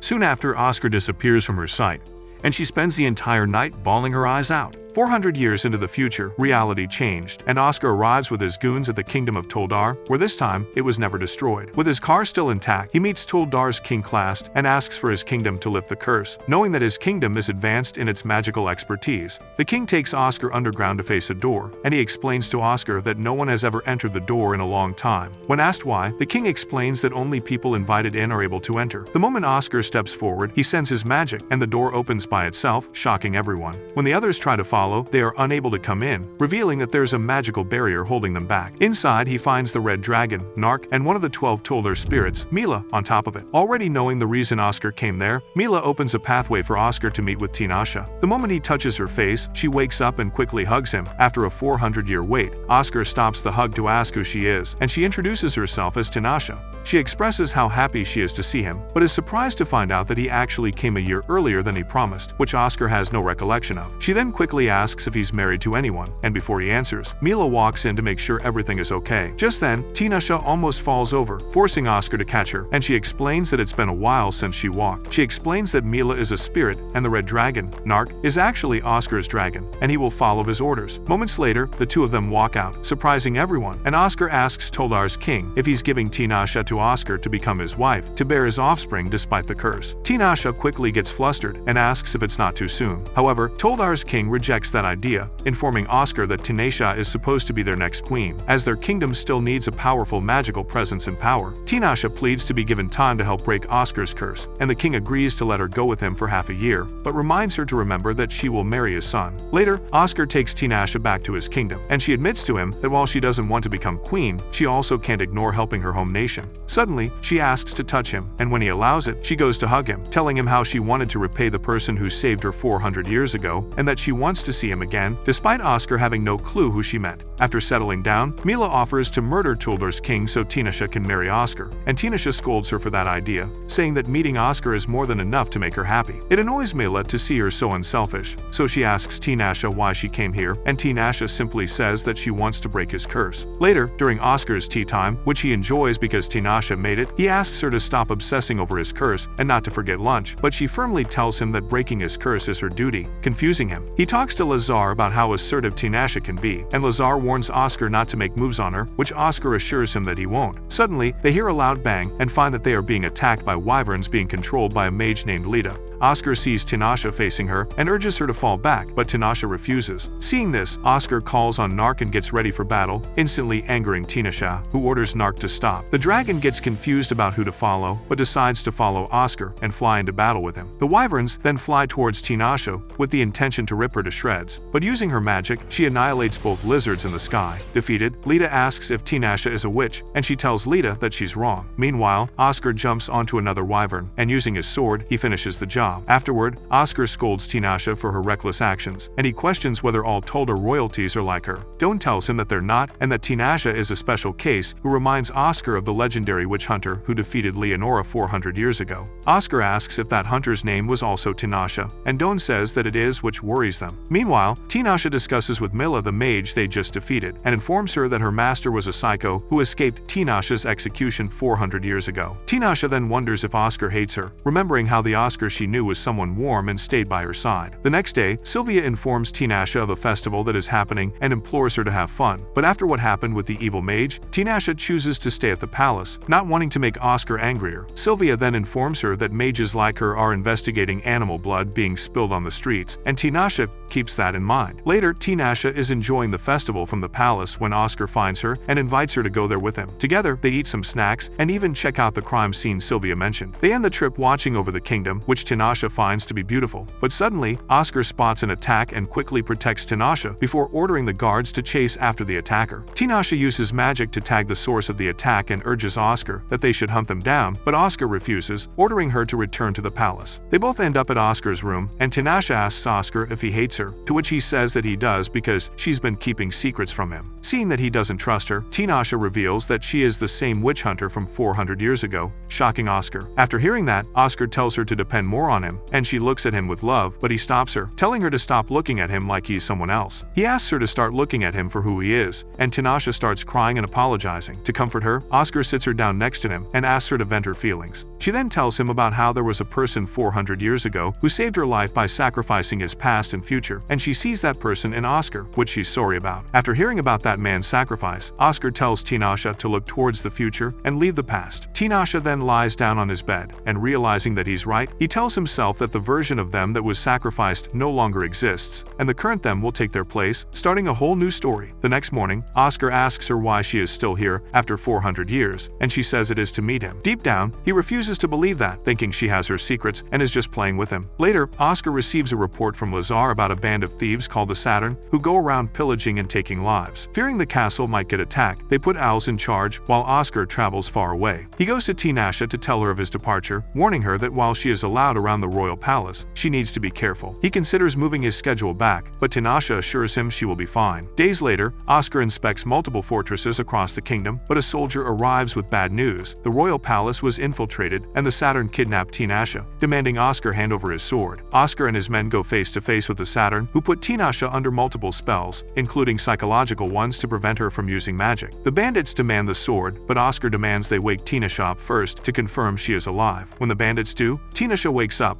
confused about what is happening. She asks the bandits nicely to let her go, but they laugh, saying they will let her go after taking turns getting a taste of what she is like. Hearing that, Tinashe turns cold and floats up, shocking them with her magic. She starts blasting fireballs at them, but Oscar orders her back to his side. When she complies, a bandit tries to attack her, but Oscar intercepts. Realizing he is defeated and outnumbered, the bandit leader teleports away into the forest to plan his next move. However, Mila shows up and decides to bring him as a present to Tinashe. After returning to the royal palace, Oscar apologizes to Tinashe for letting her get kidnapped, and Tinashe tells Oscar that if she ever gets kidnapped again, he has to prioritize his sword over her. Oscar scolds her, telling her not to let it happen again, and reminds her that she has her beloved country to fight for, and that they can get the sword back if it's ever stolen. Tinashe is then taking a bath when Oscar calls for her, and when she shows up with her twin puppies exposed, he scolds her and tells her to get dressed. They're about to discuss something when Mila pops up with the bandits' leader, and she presents him to them. Mila then talks in front of the whole kingdom and explains that the bandits' leader was the evil mage Mulcado's apprentice, and how the bandits are planning an invasion using a forbidden curse, which needed the sword to be in their disposal, ensuring the blade won't get in their way. After hearing this, the king leaves this matter to Oscar and tells Oscar that he will take his place as the new king, which surprises him. After that, Oscar officially becomes the king, and while watching him get crowned, Tinashe wonders what her feelings for him are, but tells herself that what matters is supporting him. During the after-party, while being in the middle of girls all wanting his glizzy, Oscar spots Tinashe talking to the Prince of Tuldar, Legis, who talks about Tinashe taking the throne of Tuldar's leader instead of Legis. She asks him if he minds it, and Legis admits that he has never been interested in becoming a king. Just then, Tinashe spots Oscar walking alongside Nephili of Yarda, and Legis tells Tinashe that he can sense her jealousy through her uneasy magic. Later, Tinashe goes to talk to Oscar, and he unexpectedly tells Tinashe to go back home to Tuldar, saying that she can continue her research on his curse there. She tries to insist on staying, saying that she can help him in the upcoming war, but Oscar firmly rejects her, not wanting to get her in trouble and become enemies with her country. She begs to stay by his side, but Oscar coldly tells her to stop obsessing over him and that she's nothing but a nuisance to him. Hearing that triggers Tinashe's emotions, causing the whole place to rumble, but Legis quickly runs to her aid and uses his magic to calm her down. After regaining her composure, Tinashe thanks Oscar for the hospitality and apologizes for her tantrum. The next day, after finding out that Oscar kicked out Tinashe, Lazar complains to Oscar about his actions after he had believed that Oscar had grown feelings for Tinashe. But Oscar firmly tells Lazar that she will play with his feelings no more. Days later, the war against Molcado's apprentice begins, and the Avial mages release a cursed spell, completely swallowing a whole fortress. However, Oscar and his men have evacuated the fortress, knowing that they will use it as bait, and now aim to attack the mages in hiding. They send out their men into the forest, attacking the mages, with Owls finishing the main mage, putting a stop to the cursed spells. However, some of the other mages manage to escape, and one mage starts tweaking off her head and decides to sacrifice everything by forcefully activating the cursed spell. It shoots out a huge energy of darkness, swallowing some of the evil mages as well, and when it heads to Oscar, he uses his magical blade to block it, ensuring that his men are safe. He quickly orders his men to heal his broken fingers and pursue the rest of their enemies. But then, another wave of darkness has his way, and he once more uses his blade to block it, but this time, it overwhelms him. However, Tinashe pops up to save him before he gets swallowed, while refusing to look his way, still hating him for his words against her. However, despite her hatred, she tells him that while history was reset, she will always be his protector, and that will never change. She then lends him her magical vision, and it gives him an eyesight capable of seeing spell compositions. With that, Oscar is able to see the cursed spell's weaknesses, so he uses his blade and cuts through it, putting an end to the cursed spell. When he goes to thank Tinashe, she's already gone, and he can only laugh at what just happened. Meanwhile, the cuckoo evil mage is about to reactivate the cursed spell, but Tinashe shows up in time to stop her. She introduces herself as the Queen of Tuldar, putting fear in the hearts of the evil mage before slaying the two of them. Afterward, Oscar's men report that they have slain the enemy army's king and that the two evil mages were also dead, but they have no clue who the culprit is. Oscar then sends them off back to camp, and when he's all alone and with Nark on his shoulder, he calls out to Tinashe to show herself. She materializes and faces Oscar, despite what happened between them. Oscar then touches her face to thank her for saving him and apologizes for his words. She also apologizes for being too clingy, but assures him that she wasn't trying to marry him. However, Oscar offers to marry her, wanting to save her as she saved him, and she ends up accepting, ready to have him toy with her heart. Some days later, Tinashe and Oscar are having a tea time when Tinashe suddenly senses poison inside her tea. She quickly calms the others down, saying that her magic prevents her from getting poisoned. However, Oscar quickly tells Lazar to hunt down the person who put the poison in and to put defensive measures back in Tuldar against potential attackers. Later that day, Oscar also gets a report that the person who put the poison in was convinced by a witch at the market to do that, which convinced the culprit that Tinashe is trying to deceive Oscar. Just then, Mila shows up, and she informs them that Legis has been attacked and that Tinashe is busy tending to him. Some days later, a redhead busty baddie named Delilah shows up and reveals that she knows Oscar has a curse on him. They demand that she explain how she knows, and she says that she comes from a family of fortune tellers who are rarely wrong. Then, she offers to become Oscar's mistress, claiming that she's capable of taking his golden pickle and bearing his offspring. To the shock of others, Oscar accepts, making her his lover. Later, Lazar reports that Legis's attacker has been captured, but that he has no connection to the mage who tried to poison Tinashe. He then also protests that Oscar made Delilah his lover, reminding him that Tinashe is still present. When he leaves his office, Oscar runs into Tinashe, who has returned from her kingdom, talking to Sylvia. He asks for an update on Legis, and Tinashe assures him that Legis will be okay.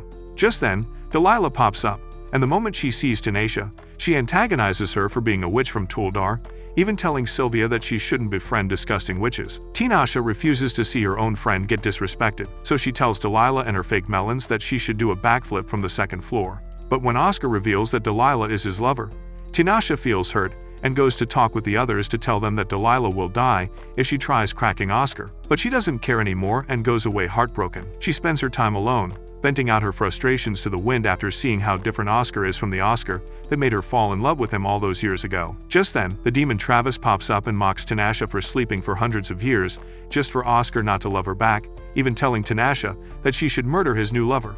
When she rejects, Travis offers to end her misery and attacks her. Back at the royal palace, it is revealed that Delilah is working with the people who wanted Tinashe dead and is working from the inside to make that happen. But then Oscar and his men march inside his room and capture her. He and his men figure out that Delilah was communicating with a cult, and Oscar orders his men to go after them. Just then, Mila shows up in a panic, telling Oscar that Tinashe is about to die if he doesn't help. Moments later, Oscar and Mila show up and see Travis standing over Tinashe, who's bleeding and unconscious. Oscar wastes no time attacking the demon, telling him that he won't get away, and revealing that he knows Travis's true nature as a monster. When Travis attacks, Oscar blocks him, and Travis sees that he's using Tinashe's barrier. Just then, Tinashe gets back up, claiming that he won't let Travis touch Oscar, and Oscar finally sees how much love she has for him. Seeing this, Travis once more mocks Tinashe for fighting over someone who shows no interest in her and decides to leave.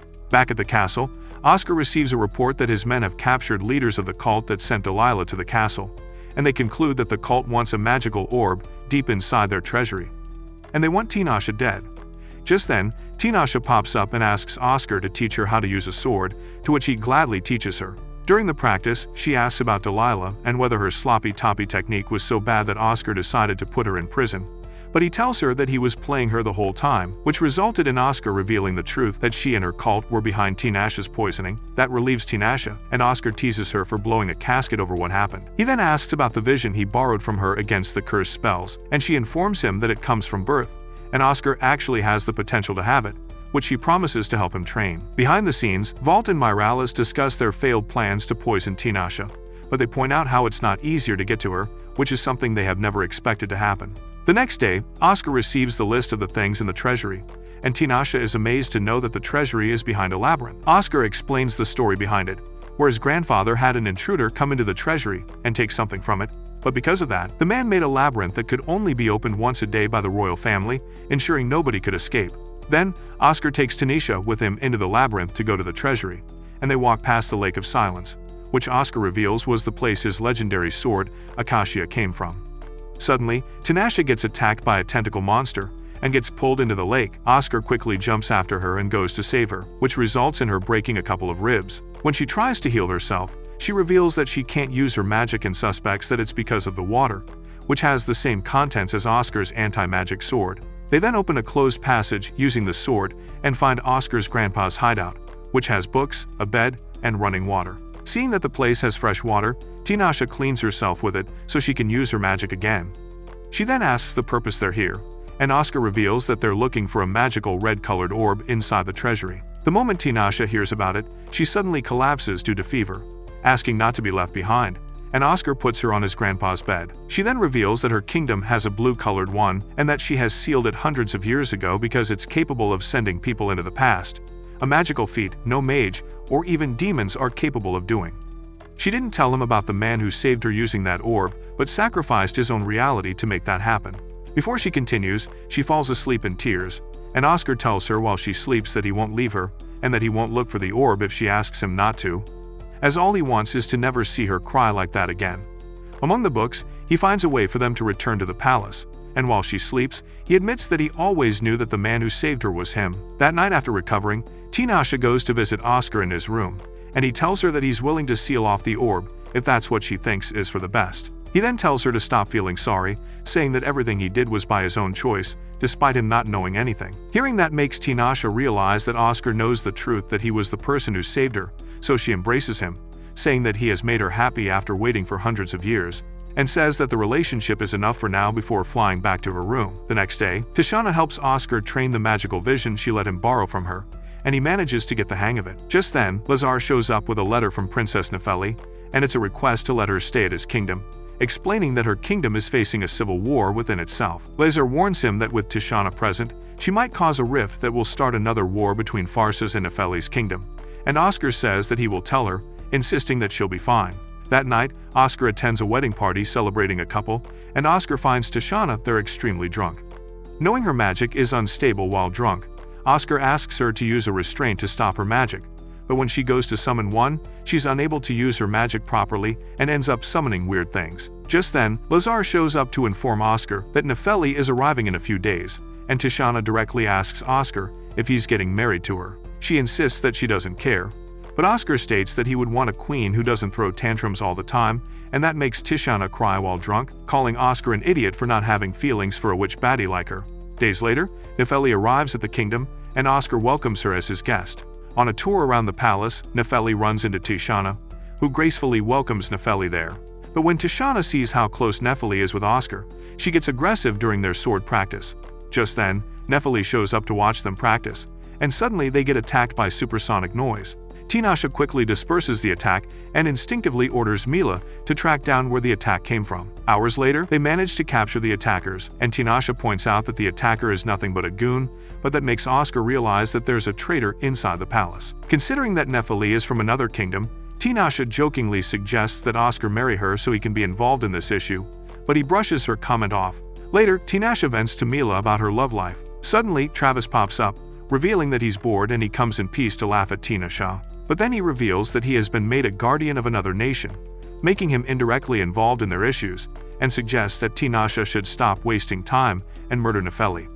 Tinashe firmly rejects his suggestion, saying that he can't win Oscar over by doing that, and Travis goes to leave, but before going, he warns Tinashe that besides the assassin, there's another insect hiding among them. Later, one of Nefeli's men is guarding her tea time when Vault shows up, talking about how he believes that Oscar's and Nefeli's kingdom will work together. Suddenly, they hear a noise from inside, and find Nefeli's maid dead on the ground. They then discover that someone tried poisoning Nefeli's soup, but find it odd that everyone had the same soup during lunch, meaning the person who poisoned it did it just before bringing it to Nefeli. They narrow it down to an officer named Aeneas, and Nefeli's guard then suggests that Oscar should marry Nefeli, seeing it as beneficial for both of them, which Oscar promises to look into. Tinashe then insists that she will help, saying that she wants to get this issue finished before she returns to her nation. Afterward, she runs into Vault, who she recognizes as one of Nefeli's entourage, and the guy asks her to help him with some of his magic spells. After an hour of her teaching, he spills out that since Oscar and Nefeli will marry each other, that will free Tinashe,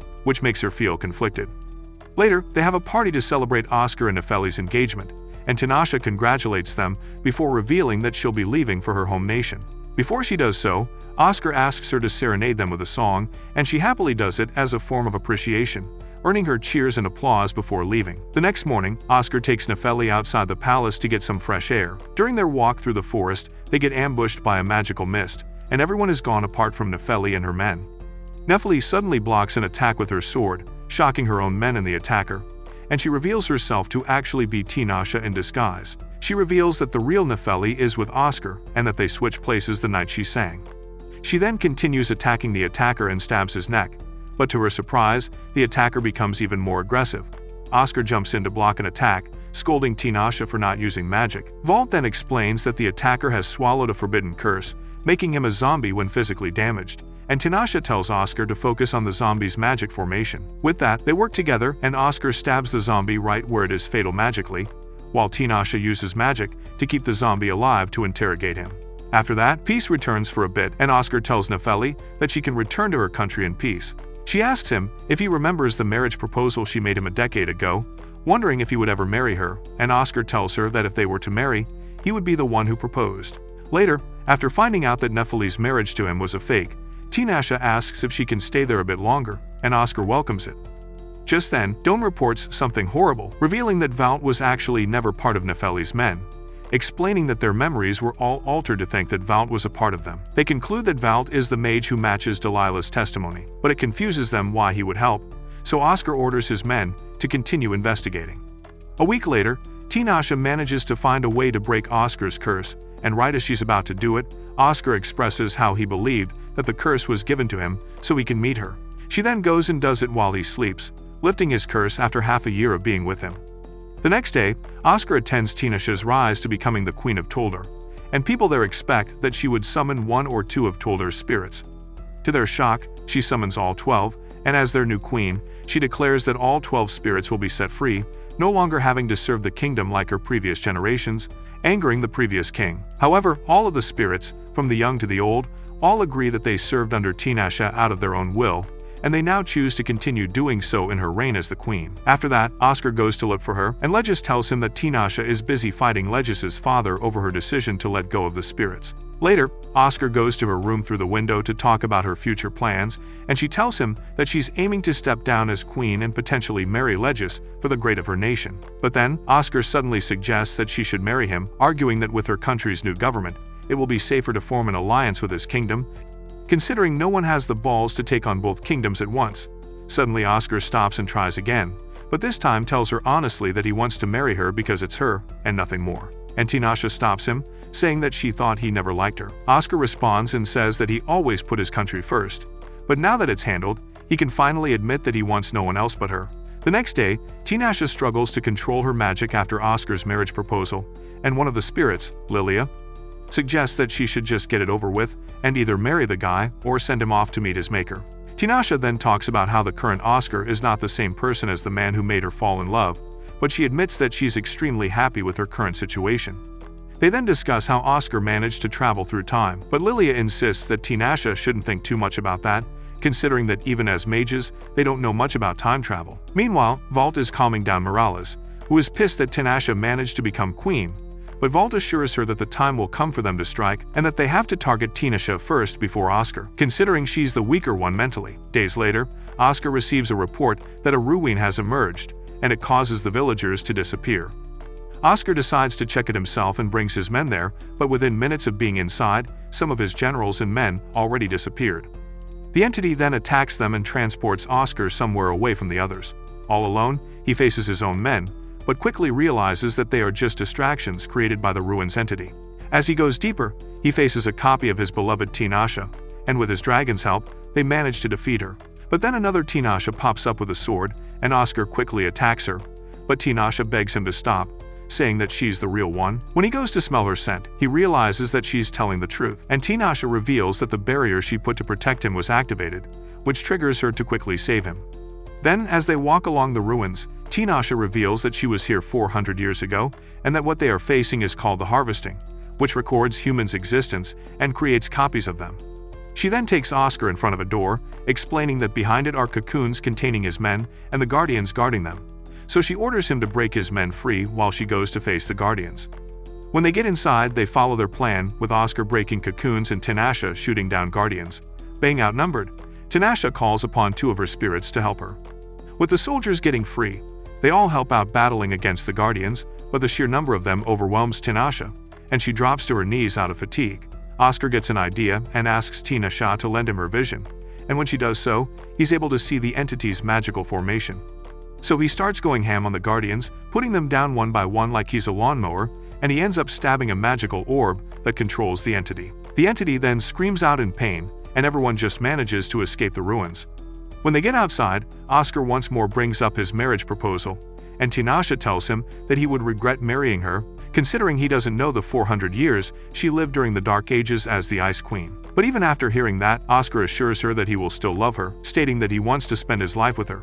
Tinashe then accepts his feelings and goes to embrace him, saying that he wants to be his wife. With that, they embrace each other under the night sky, officially husband and wife. Some days later, Tinashe goes to visit Toldar's Magic Academy to see her kingdom's brightest students, and she even insists on giving a lecture, excited to see what the future mages are capable of. Suddenly, an earthquake happens, destroying buildings around them and collapsing them on top of people. It ends with a lot of students losing their lives, and when Tinashe sees parents grieving the loss of their own flesh and blood, he realizes that magic cannot always fix everything, but she remembers a drastic measure.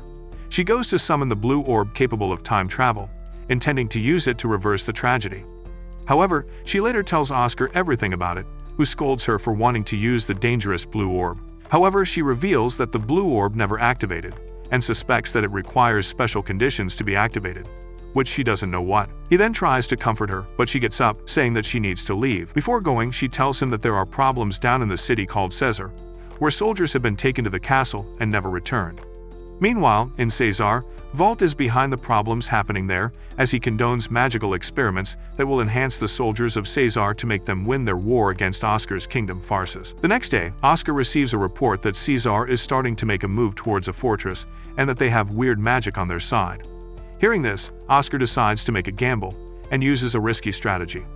Some hours later, the Caesar soldiers reach Farces, and when they see that their fortress is unguarded, they mock Oscar and his generals for being fools. But suddenly, thick mist starts showing up, clouding their vision, and arrows start flying at them, hitting their generals on the neck. On top of the fortress, the mages use a magic spell taught to them by Tinashe, and while they're grateful for it, they wish she could be here to help them. Back in the mist, Alls and the other soldiers take down the Caesar soldiers, but to their surprise, the corpses get back up, which reminds Oscar of the cursed spell he faced once. So he decides to use the mages to burn down the walking corpses, even getting his dragon involved with his fire breath. But it barely does anything, as the corpses keep coming. Oscar orders Doan to activate her barrier by shooting him, but Tinashe shows up, scolding Oscar for trying something so reckless. She then wipes out the corpses with ease, and she declares that as the Queen of Toldar, it is her responsibility to be involved whenever there's an activity involving dark magic. As the King of Farces, Oscar accepts her help, and Tinashe hands him some backup in the form of two of her spirits and groups of her mages, capable of helping him with anything magic related. She then explains that she's going to dispatch Simula, which is the cause of these corpses and is the evil god worshipped by the weird cult and the soldiers of Caesar. Wishing her good luck, Oscar kisses her in front of everyone, making her flustered, and leaves with her cheeks pink. She then arrives at Caesar with 2 more spirits, and sees Simula being summoned and given energy through a portal. Knowing that she needs to stop this, Tinashe uses her spirit's help to completely obliterate the snake into hundreds of pieces. But then, the snake's flesh all starts moving, and it absorbs all the mages around it so it can return to its former form. Seeing this, Tinashe has an idea to absorb the snake's power and summons 3 more of her spirits. Together, they obliterate the snake once more while cutting its source of energy. Out of desperation, the snake's head tries to eat Tinashe, but she cuts it into pieces, putting an end to the fight. However, she realizes a piece of flesh manages to latch onto her, and it quickly swallows her up into its darkness. Inside of it, Tinashe feels endless possibilities and the purest form of magic imaginable, where she feels like nothing and that her name doesn't exist. But just as she's about to be swallowed whole, she remembers Oscar and completely breaks free from it, putting an end to the evil god. Back with Oscar, the walking corpses all collapse, and everyone celebrates, knowing that Tinashe has succeeded. Back at the fortress, Tinashe receives treatment from Sylvia, and after seeing that she's okay, her spirit, Car, goes to leave her to clean up the mess, which is the snake flesh.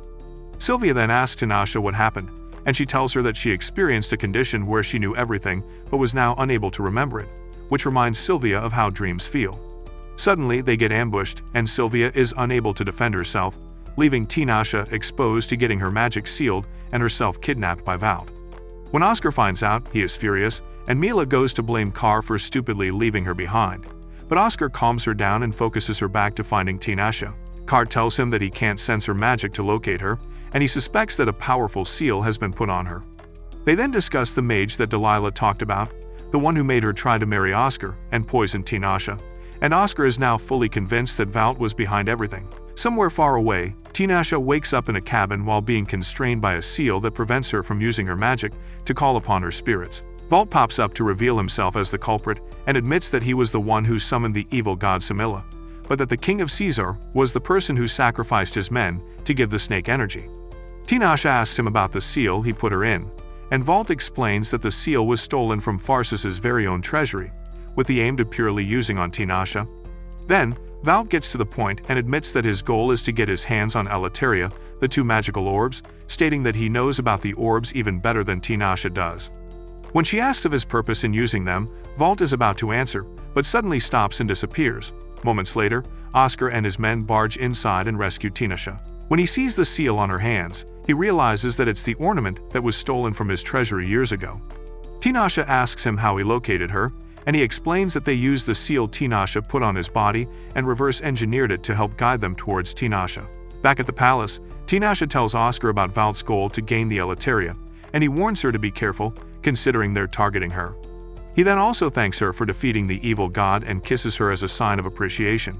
But before the 2 start cracking cheeks, Lazar interrupts them with urgent news that a lady is there to meet with Oscar. When Oscar asks who she is, Lazar cannot answer, forcing Oscar to meet the lady head-on. He finds her in his throne room and demands that she explain who she is and what she did to his guards. When she turns around, it shocks him to see that she is Lavinia, the Witch of Silence who put a curse on him.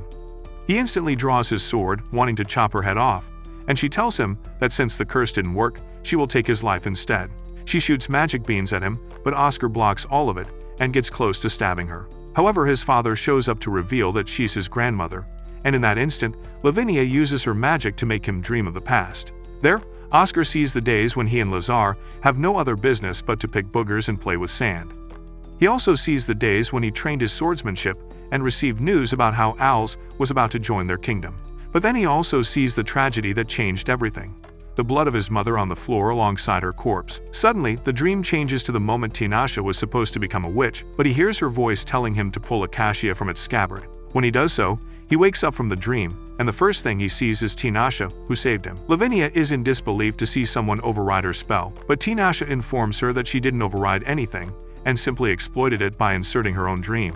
Lavinia then activates a barrier, and when Oscar sees the spirits all defeated, he aims his sword at Lavinia once more. Lavinia then tells Oscar that he should have been dead, so it's her mission to bring balance to the faith that was changed. Lavinia then shows him another vision, one where Oscar approached a cute bird, which suddenly turned into a monster, and took the life of his mother, who protected him.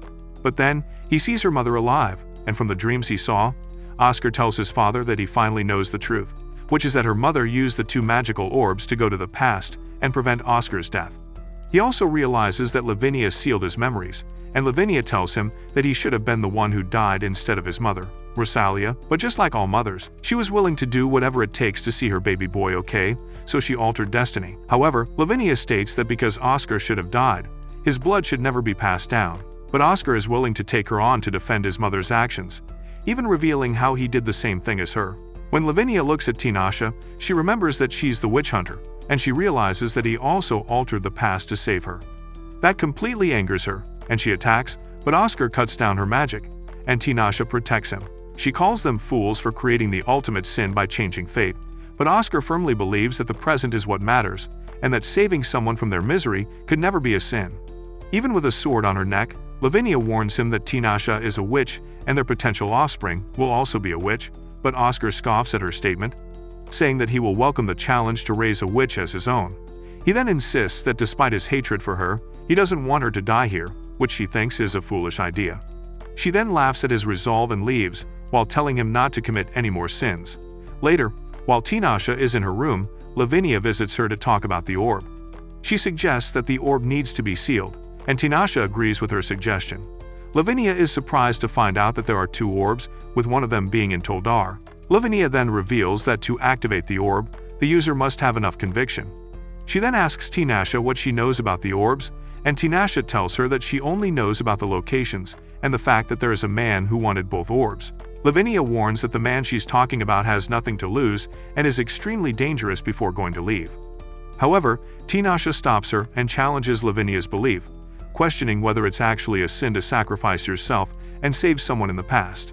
While Lavinia admits the good in that, she firmly believes that fate should never be meddled with. Later, Tinashe meets up with Oscar to talk about the battle they just experienced, and Tinashe humbly admits that Lavinia was holding back and that they would have lost if it was a fair fight. Just then, Oscar apologizes to her for what his alternate self did 400 years ago, seeing how cruel it is for him to save her and disappear right after. Hearing that, Tinashe responds by talking about the other Oscar, and how he brought light and happiness to her life that was dark and lonely. She states that even while the current Oscar is a strict and annoying person, that's the person that she fell in love with and wants to spend forever with. She then thanks him for everything, expressing how he makes her happy, and Oscar responds with a kiss, then promises that he will always be there for her. Some days later, on Oscar's birthday, Tinashe privately presents him with a special magical ring that prevents him from being teleported away without his approval. She proudly presents it as his birthday present, and Oscar laughs at her determination, thanking her for the thoughtful gift. He then enters his throne room to greet and shake hands with his townspeople on his special day. Suddenly, Princess Aurelia from a neighboring country arrives, with Travis standing right behind her. As everyone prepares for a fight, Travis calms them down, revealing himself as Aurelia's guardian. Hours later, Travis and Tinashe speak privately above the palace. Travis asks Tinashe to act as a stand-in girlfriend for him, explaining that an obsessed woman might show up and try to take Aurelia's head off, so he needs Tinashe to take her place. When Tinashe asks about this obsessed woman, Travis reveals she is on his level, making Tinashe realize they are dealing with a demon queen. When Tinashe tries to refuse, Travis promises that if she helps him, he will never antagonize Farsis or Toldar as long as Tinashe's bloodline lives on. Securing their safety, Tinashe accepts, and Travis leaves a small mark near her melons, identifying her to all demons as Travis's baby mama.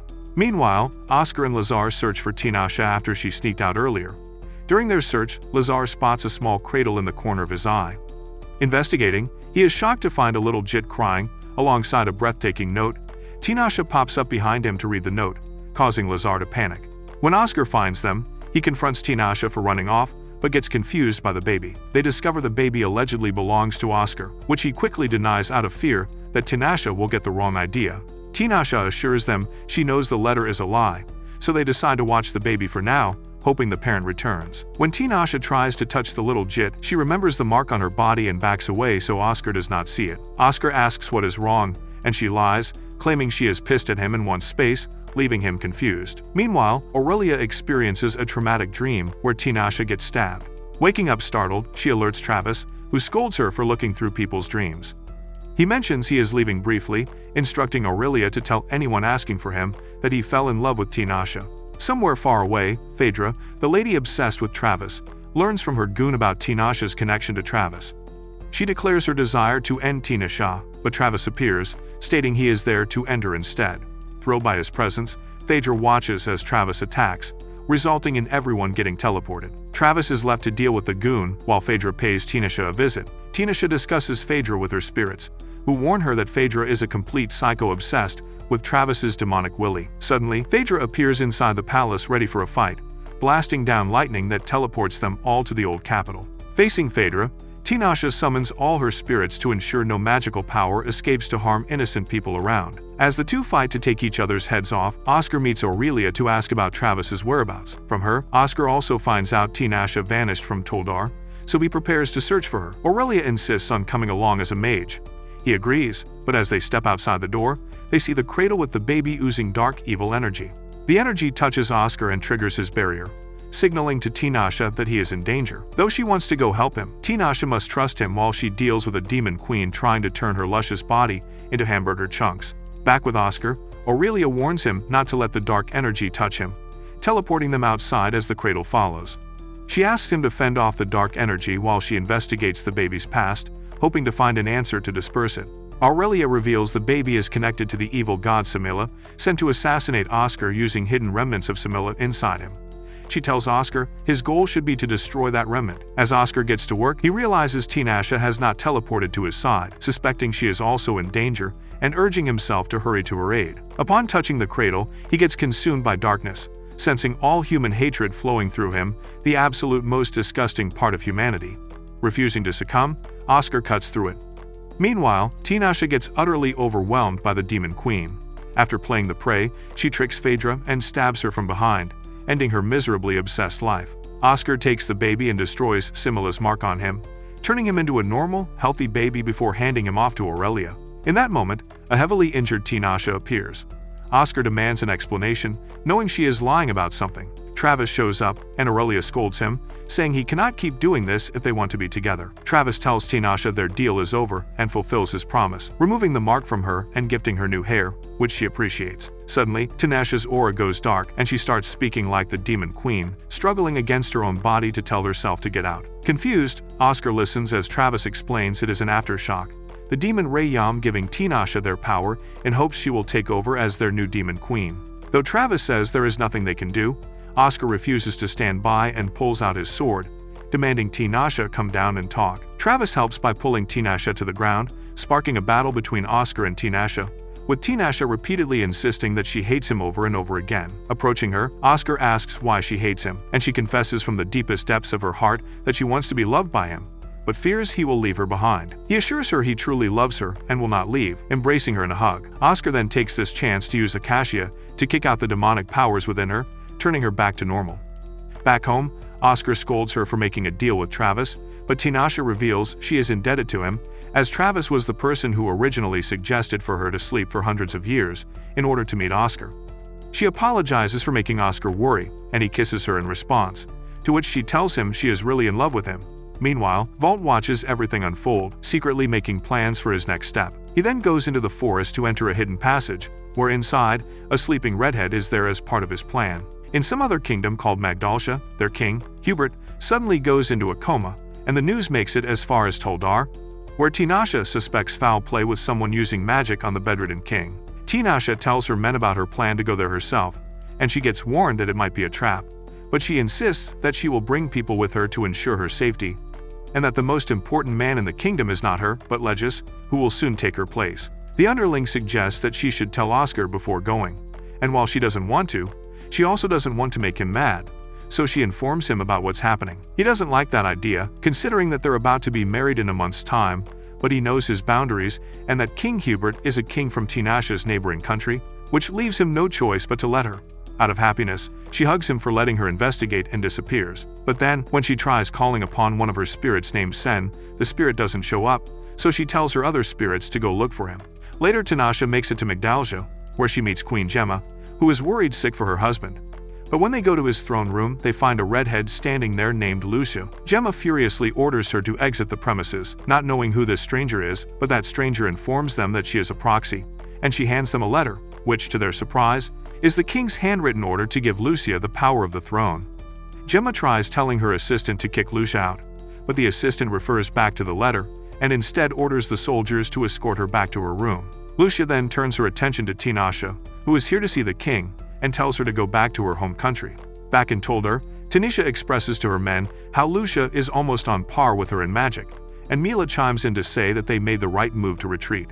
They discuss Lucia having the ability on par with a witch despite being a human, so they decide it's best that they get rid of her, which Tinashe believes needs careful planning. They discuss the possibility of her being a true witch, but remind themselves that there are only 3 witches in this world, one being the Witch of Silence that they have met, and the 2 others being the Witch of Water and the Witch of the Forbidden Forest, which both Tinashe has never met. That night, Tinashe goes to meet Oscar, and they discuss the true origins of his sword, and Tinashe tells him how, in her version, the first Queen of Farces gave it to the founding king, which Oscar doesn't think is accurate, considering the story he heard involving the Lake of Silence. He then pulls her in for a session of hot yoga, but before they start shaking the bed, Tinashe wants to tell him first about how she could potentially be facing someone as strong as a witch. Annoyed by this news, Oscar tells her to dress up, and he first wants her to confirm whether who she's facing is actually a witch. She tells him that one of her spirits, Sen, actually knows the Witch of the Forbidden Forest, but he suddenly disappeared. Hearing that, Oscar fully believes that the person she's facing is a witch, seeing that the timing of her spirit's disappearance perfectly aligns with what's happening. They then discuss who else might know about the witch, and they narrow it down to Travis and Lavinia, who is a fellow witch, but Oscar orders her not to get in contact with Travis and insists that he will try contacting Lavinia instead. She warns him that it might be dangerous, considering that witches are capable of waging wars against the whole nation, but he insists that it will be fine, and he pats her head to calm her down. More days pass by as they approach Oscar's and Tinashe's marriage, and in his office, Oscar manages to get a report from Lavinia, who informs him that who they are facing is indeed a witch named Lucrezia, so he relays that information to Mila to tell it to Tinashe. Meanwhile, Vault and Myralis are frustrated that things didn't go according to their plans with Lucrezia being involved, but Vault assures her that he has more plans in hand. Some days later, Oscar receives a cake as a gift for his marriage, but because he doesn't have a sweet tooth, he gives it to Lazar, who is more than happy to take a bite. But the moment he does, he collapses and attacks Oscar, hitting him on the neck. Oscar manages to knock him out, but Oscar collapses due to magic, and Vault shows up to witness it. Some hours later, Tinashe comes in, and when he sees the 2 bodies on the floor, he quickly checks on them and heals Oscar. During it, he notices the magic on Lazar and that Akashia is missing. Meanwhile, Vault uses Akasha to enter Farcis's treasury, and with that blade, he forces his way in to bypass a powerful barrier and retrieves the orbs of Elateria. He then walks out of the treasury, thinking that the coast is clear, but Tinashe shows up behind him, and she demands that he put down the orbs and hand himself in. When he refuses, Tinashe attacks, but he throws an orb that blocks her magical powers and quickly retreats, calling her the Witch of the Azure Moon. Afterward, Oscar wakes up, and Tinashe tells him that Vault has gotten his hands on Elateria, and that he is now looking to get the second orb. Oscar suggests that they destroy the second orb, but Tinashe warns him that they don't know what that will do. He then asks if the orb is safe in Toldar's treasury, and Tinashe answers that she's not sure. She then brings up her worries surrounding Vault, and how it seems that he knows both of them intimately, knowing both of their every move. Later, Tinashe consoles herself with her spirits and ledges, where she worries that she might have gone too soft. They tell them that it started ever since she met Oscar, so she tells them that she intends to face Vault with a side that he never saw from her before. In a far distant past, in a timeline that has been altered, Vault once worked as a chief mage for the Farces Kingdom. In that timeline, he gets to watch Oscar and Tinashe closely, seeing their dynamic when they're in the middle of discussing things. He then brings up the sudden number of deaths that happened to mages far in the east, where they all went berserk before dying. Hearing this, Oscar asks Tinashe to put up some barriers towards the east, and she agrees to do so, but says that it will take time. During this life, Vault lives his life with the belief that there are things that happen that are completely out of his control, which is a lesson learned after living countless lives. Just then, Myralis calls upon him for lunch, and they talk about Vault's work in Farces, where he tells her that King Oscar found birds made of stone, which are magical creatures. He then talks about the strange deaths of mages down east, and he tells her to keep an eye on that. The next day, while Oscar and Tinashe are practicing their sword skills, Vault goes to Tinashe to tell her that he needs to approve something. Oscar suggests that Tinashe should just let Vault approve it, and she agrees to his suggestion. Vault then notices the stone birds, which Tinashe explains that she helped craft from the original, and one of them lands on Vault's shoulder, which Oscar points out means that it wants to follow Vault. So Vault brings it with him to the town for his errands. and there, he runs into Myrallis, who is carrying a bouquet of flowers. He goes to help her carry it, and she explains that she bought it to help a flower seller who has no customers. She notices the stonebird on his shoulder, and he explains that this magical creature was made by Tinashe. Suddenly the ground starts rumbling, and the castle wall collapses. Out comes the Prince of Yarda, alongside a girl who's possessed. The possessed girl suddenly screams loudly, and it completely breaks Myrallis from the inside out. All the while, Valt can only watch in horror as he sees his lover die. The tragedy ends with countless mages losing their lives, including Myrallis, whom Valt still refuses to let die. He then goes to the cathedral, where he meets Oscar, who's grieving the death of Tinashe. Oscar explains that what they faced was an evil god who's able to rob mages of their sanity and take their souls, which forces Tinashe to absorb the god into her own body and make Oscar stab her to put an end to the madness. He then tells Valt that the only reason he survived as a mage was because of the stonebird on his shoulder, which was capable of blocking the evil god's psychological magic. But in trade, the bird didn't protect Tinashe. After this horrific tragedy, Valt knows exactly what he needed to do, so he says his goodbyes to Oscar, but not before asking him if he would alter the past in order to change the future. Oscar says that he wouldn't do it for his own sake, but Valt knows that he would, so he goes to visit his beloved Myrallis' grave and uses the red orb to alter the past. Back to our present, Myrallis wakes him up, and he tells her how he had the craziest dream of a reality that doesn't exist anymore. Back with Oscar, Tinashe wakes up beside him after a long thinking process and asks him if he knows the Mirror of Oblivion. He tells her that he knows that it's the mirror that takes sadness away, but she tells him that it also takes away memories. She reveals that the last place the mirror was seen was in Magdalsia, and that makes Oscar suspicious about how Lucrezia suddenly showed up there the second the king entered a coma. Tinashe then decides that she should go to Magdalsia to face Lucrezia, knowing that she's the only human alive capable of fighting a witch, but Oscar insists that she doesn't go, reminding her that since Lucrezia now has the throne, Tinashe's involvement can start a war. Meanwhile, Valt goes to show Myrallis his notes consisting of all of the timelines he experienced, with the hope that one day it will help the person who will be his successor. Suddenly they get attacked, and outside, Tinashe and her spirits are throwing bombs at Valt's barrier. When that doesn't work, Tinashe brings out the big guns to penetrate the barrier directly, wanting to show Valt the side of her that was once the Dark Age ruler. When they get inside, they find traces of a girl in Valt's office and what's left of his notes. When Tinashe goes to read them, her eyes widen. Meanwhile, Oscar is attending a party as the king of farces, and it annoys her whenever he sees Travis at such an event as Aurelia's guardian. Tinashe then shows up, and she goes straight to Oscar, then calls up Travis to talk about something. She first asks if Travis has any memories of his past timelines, and he tells them that he doesn't sense the Elateria orbs or Outsiders artifacts. They ask him what that is, and before he answers, he tells Aurelia to go away somewhere. After she does so, Travis explains that an Outsider's artifact are artifacts that defies the laws of magic.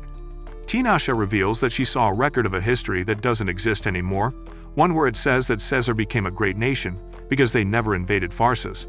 Travis then reveals that he himself has seen records of non-existent histories, belonging to a family called Time Readers, with the head of the family being Valt himself, who is capable of remembering the different timelines whenever it is altered. He then explains that Outsiders' artifacts are items that came from outside of their world, almost like an existence for godlike beings, making them almost like books and novel characters who don't realize they're being read and watched.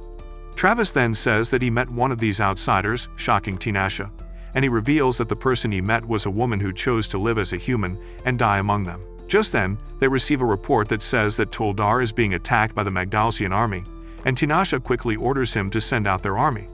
Tinashe then leaves to handle that issue, leaving Travis with Oscar, and Travis insists to Oscar not to let Valt get his hands on the orbs, as Travis himself doesn't want this reality to be erased.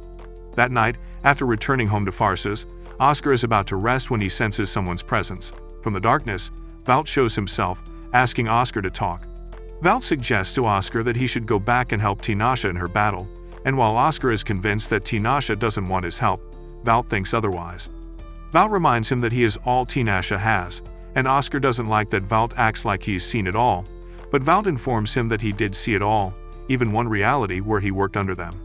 Valt then questions Oscar's love for Tinashe, and Oscar refuses to let that slide, so he goes back, determined to showcase his love.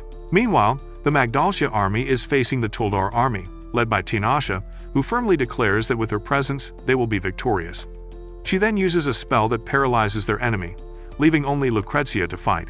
Tinashe asks if Lucrezia knows where her spirit, Sen, has gone, considering that she is the witch of the Forbidden Forest. But Lucrezia brushes off that question as something unimportant, and Tinashe tells her that she will die for that. But suddenly, Oscar contacts Tinashe from the ground, informing her that who she's facing is not the real Lucrezia, but instead is the Magdalsian king himself, whose soul is in Lucrezia's body.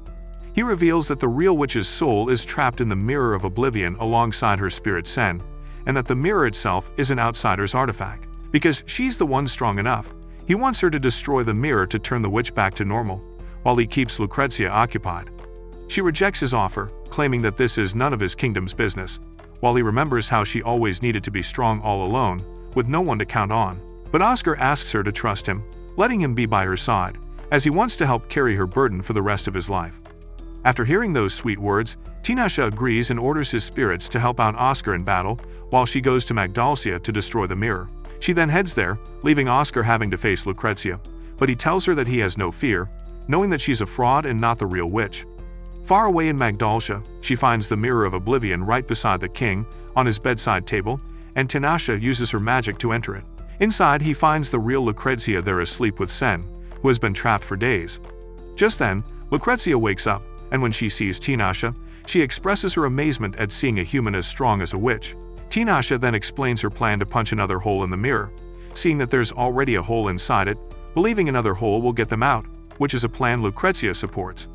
Tinashe then goes and does it, using a powerful spell that uses a lot of her energy, but she prevents herself from faltering by reminding herself that she's doing this for Oscar. With that, the mirror breaks, and back with Oscar, the Lucrezia he's facing suddenly kicks out the Magdalsia's king's soul from her body. Moments later, the real Lucrezia is back in her body, and she chillfully greets Oscar, showing him that she is just a chilly girlie who means no harm. Oscar introduces himself as the king of farces, but when Lucrezia hears that he is Lavinia's grandson, she's in disbelief to know that Lavinia got her cheeks cracked. She then turns her attention towards Oscar's marriage with Tinashe, and seeing that he also possesses a powerful magic force within him, Lucrezia states that their babies would be world-changing before leaving back to her beloved forest.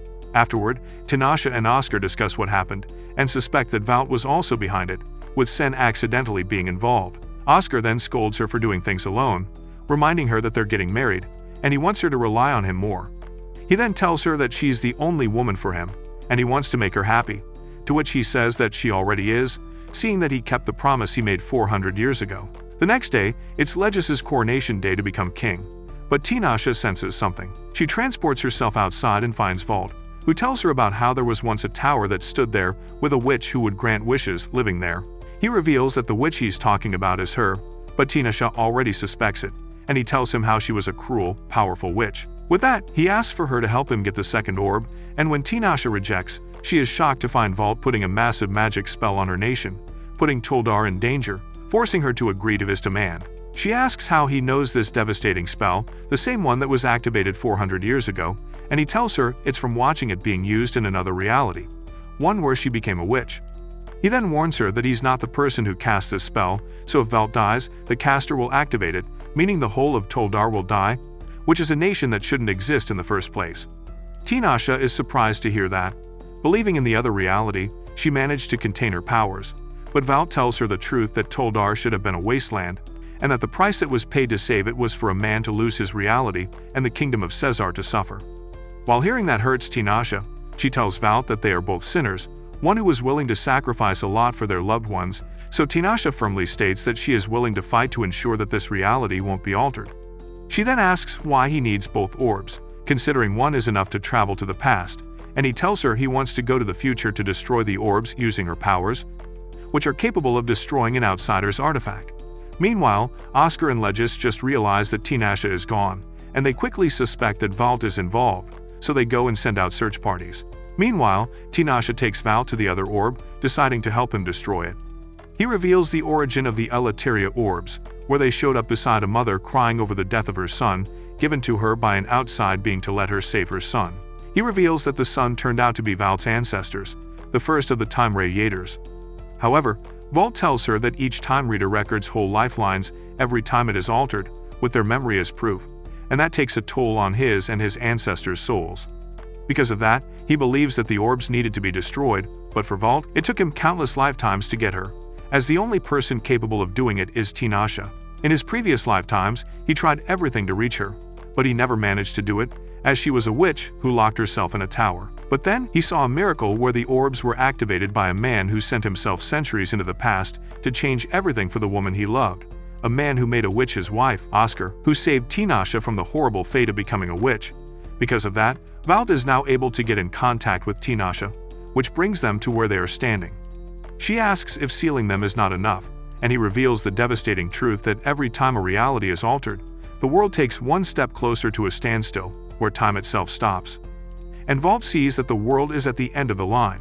He also states that as a time reader, he will be the last of his ancestry, as his soul has been tormented enough, with his next of kin unable to carry the heavy weight their ancestor carried after countless reality changes. Knowing this, Walt fully believes that saving a loved one by altering realities is a selfish act against fate itself. But while Tinashe understands his belief, she can't overlook the feelings put behind those same people who were willing to delete their own realities. Deep down, Tinashe knows that he believes what she believed in, so she calls him out on his lie and asks him why he needs to destroy the orbs and whose soul is actually suffering. She knows that Myralis's soul is the one he wants to save, as she's the next and final head of the Time Reader, hence why he wants to be the one to suffer a Time Reader's fate. She then agrees to his plan, but Oscar shows up and is in their tail, forcing them to move with the orbs, going face to face with the Lake of Silence. Oscar then reaches them, demanding they hand over the orbs, and Walt angrily tells him that he's the one who suffers again because Oscar changed the past. Just then, Myrilis talks to Walt, pleading with him to stop, saying that she's willing to live in agony with him rather than living happily without him. Before he makes his decision, Tinashe apologizes to Oscar for not relying on him again, so this time, she wants to rely on him. Suddenly, she takes the blue orb and tells Oscar to save him, before jumping into the Lake of Silence. While drowning, she starts thinking of a new plan, but suddenly the orb cracks and gets activated. Tinashe finds herself being asked where she wants the world to go, asking to choose potentially the happiest moment from all of the countless realities she's in, and Tinashe chooses the one and only option: to be by his side. She then gets told to run and chase that reality, and when she wakes up, it brings her right beside Oscar on a bed. At first, she's confused about which reality she is in, and when Oscar tells her, she tears up, realizing that Elateria brought her to the reality that Toldar was destroyed, and she becomes a witch. Seeing her tear up, Oscar goes to hug her, but then they see the orb by their side. When Tinashe touches it, it shows him all the realities at once, from the darkest to the one she was just in. She then embraces Oscar and tells him about everything that happened. The whole story amazes Oscar, and he wishes how much he would have wanted to see the great kingdom of Toldar, which Tinashe says is the finest nation of them all, but only existed in the reality where he saved her from being a witch. They conclude that the orbs dismantled the world once more, but this time made Tinashe the new head of the Time Readers. She then reveals how the world they are currently in was just created when she woke up, and that she chose the happiest moment, which brings her here. Oscar feels honored that she picked this reality, and talks about the orbs being an outsider's artifact, which he suspects is the same case with his blade. He explains that Acacia was found in the Lake of Silence and was taken by an inhuman, and from everything she learned, Tinashe concludes that Acacia was created by Pharsis's first queen, making her an outsider. Hearing this, Oscar concludes that he has the blood of an outsider within him, and that Acacia was created by the queen as a weapon to destroy these outsider artifacts. They find themselves in the treasury, facing both Elateria orbs, and they both know that by destroying them, it will send them to their original past, where Tinashe ended up a witch and Oscar ended up dead. However, Oscar expresses that he believes that fate should never be meddled with, and that he has full faith that humans like them are capable of changing their fate without outside interference. With them both on the verge of starting over, they both make a promise that, despite the fact that fate has never set that they should be together, the two of them will find each other and fall in love all over again. With that promise, Oscar lifts Acacia and destroys both orbs, causing them to blow up and delete all the altered fates that were made. It brings them to a forest, where Tinashe hunts down the monster who kidnapped the Prince of Pharsis, and she obliterates it. But then, from the shadows, Oscar goes to face his savior, and he tells her that he has been waiting for her, reuniting them once more. With fate now on their side, and everything involved aligning perfectly, the two of them can finally be together, a witch and a king who fall in love forever and ever.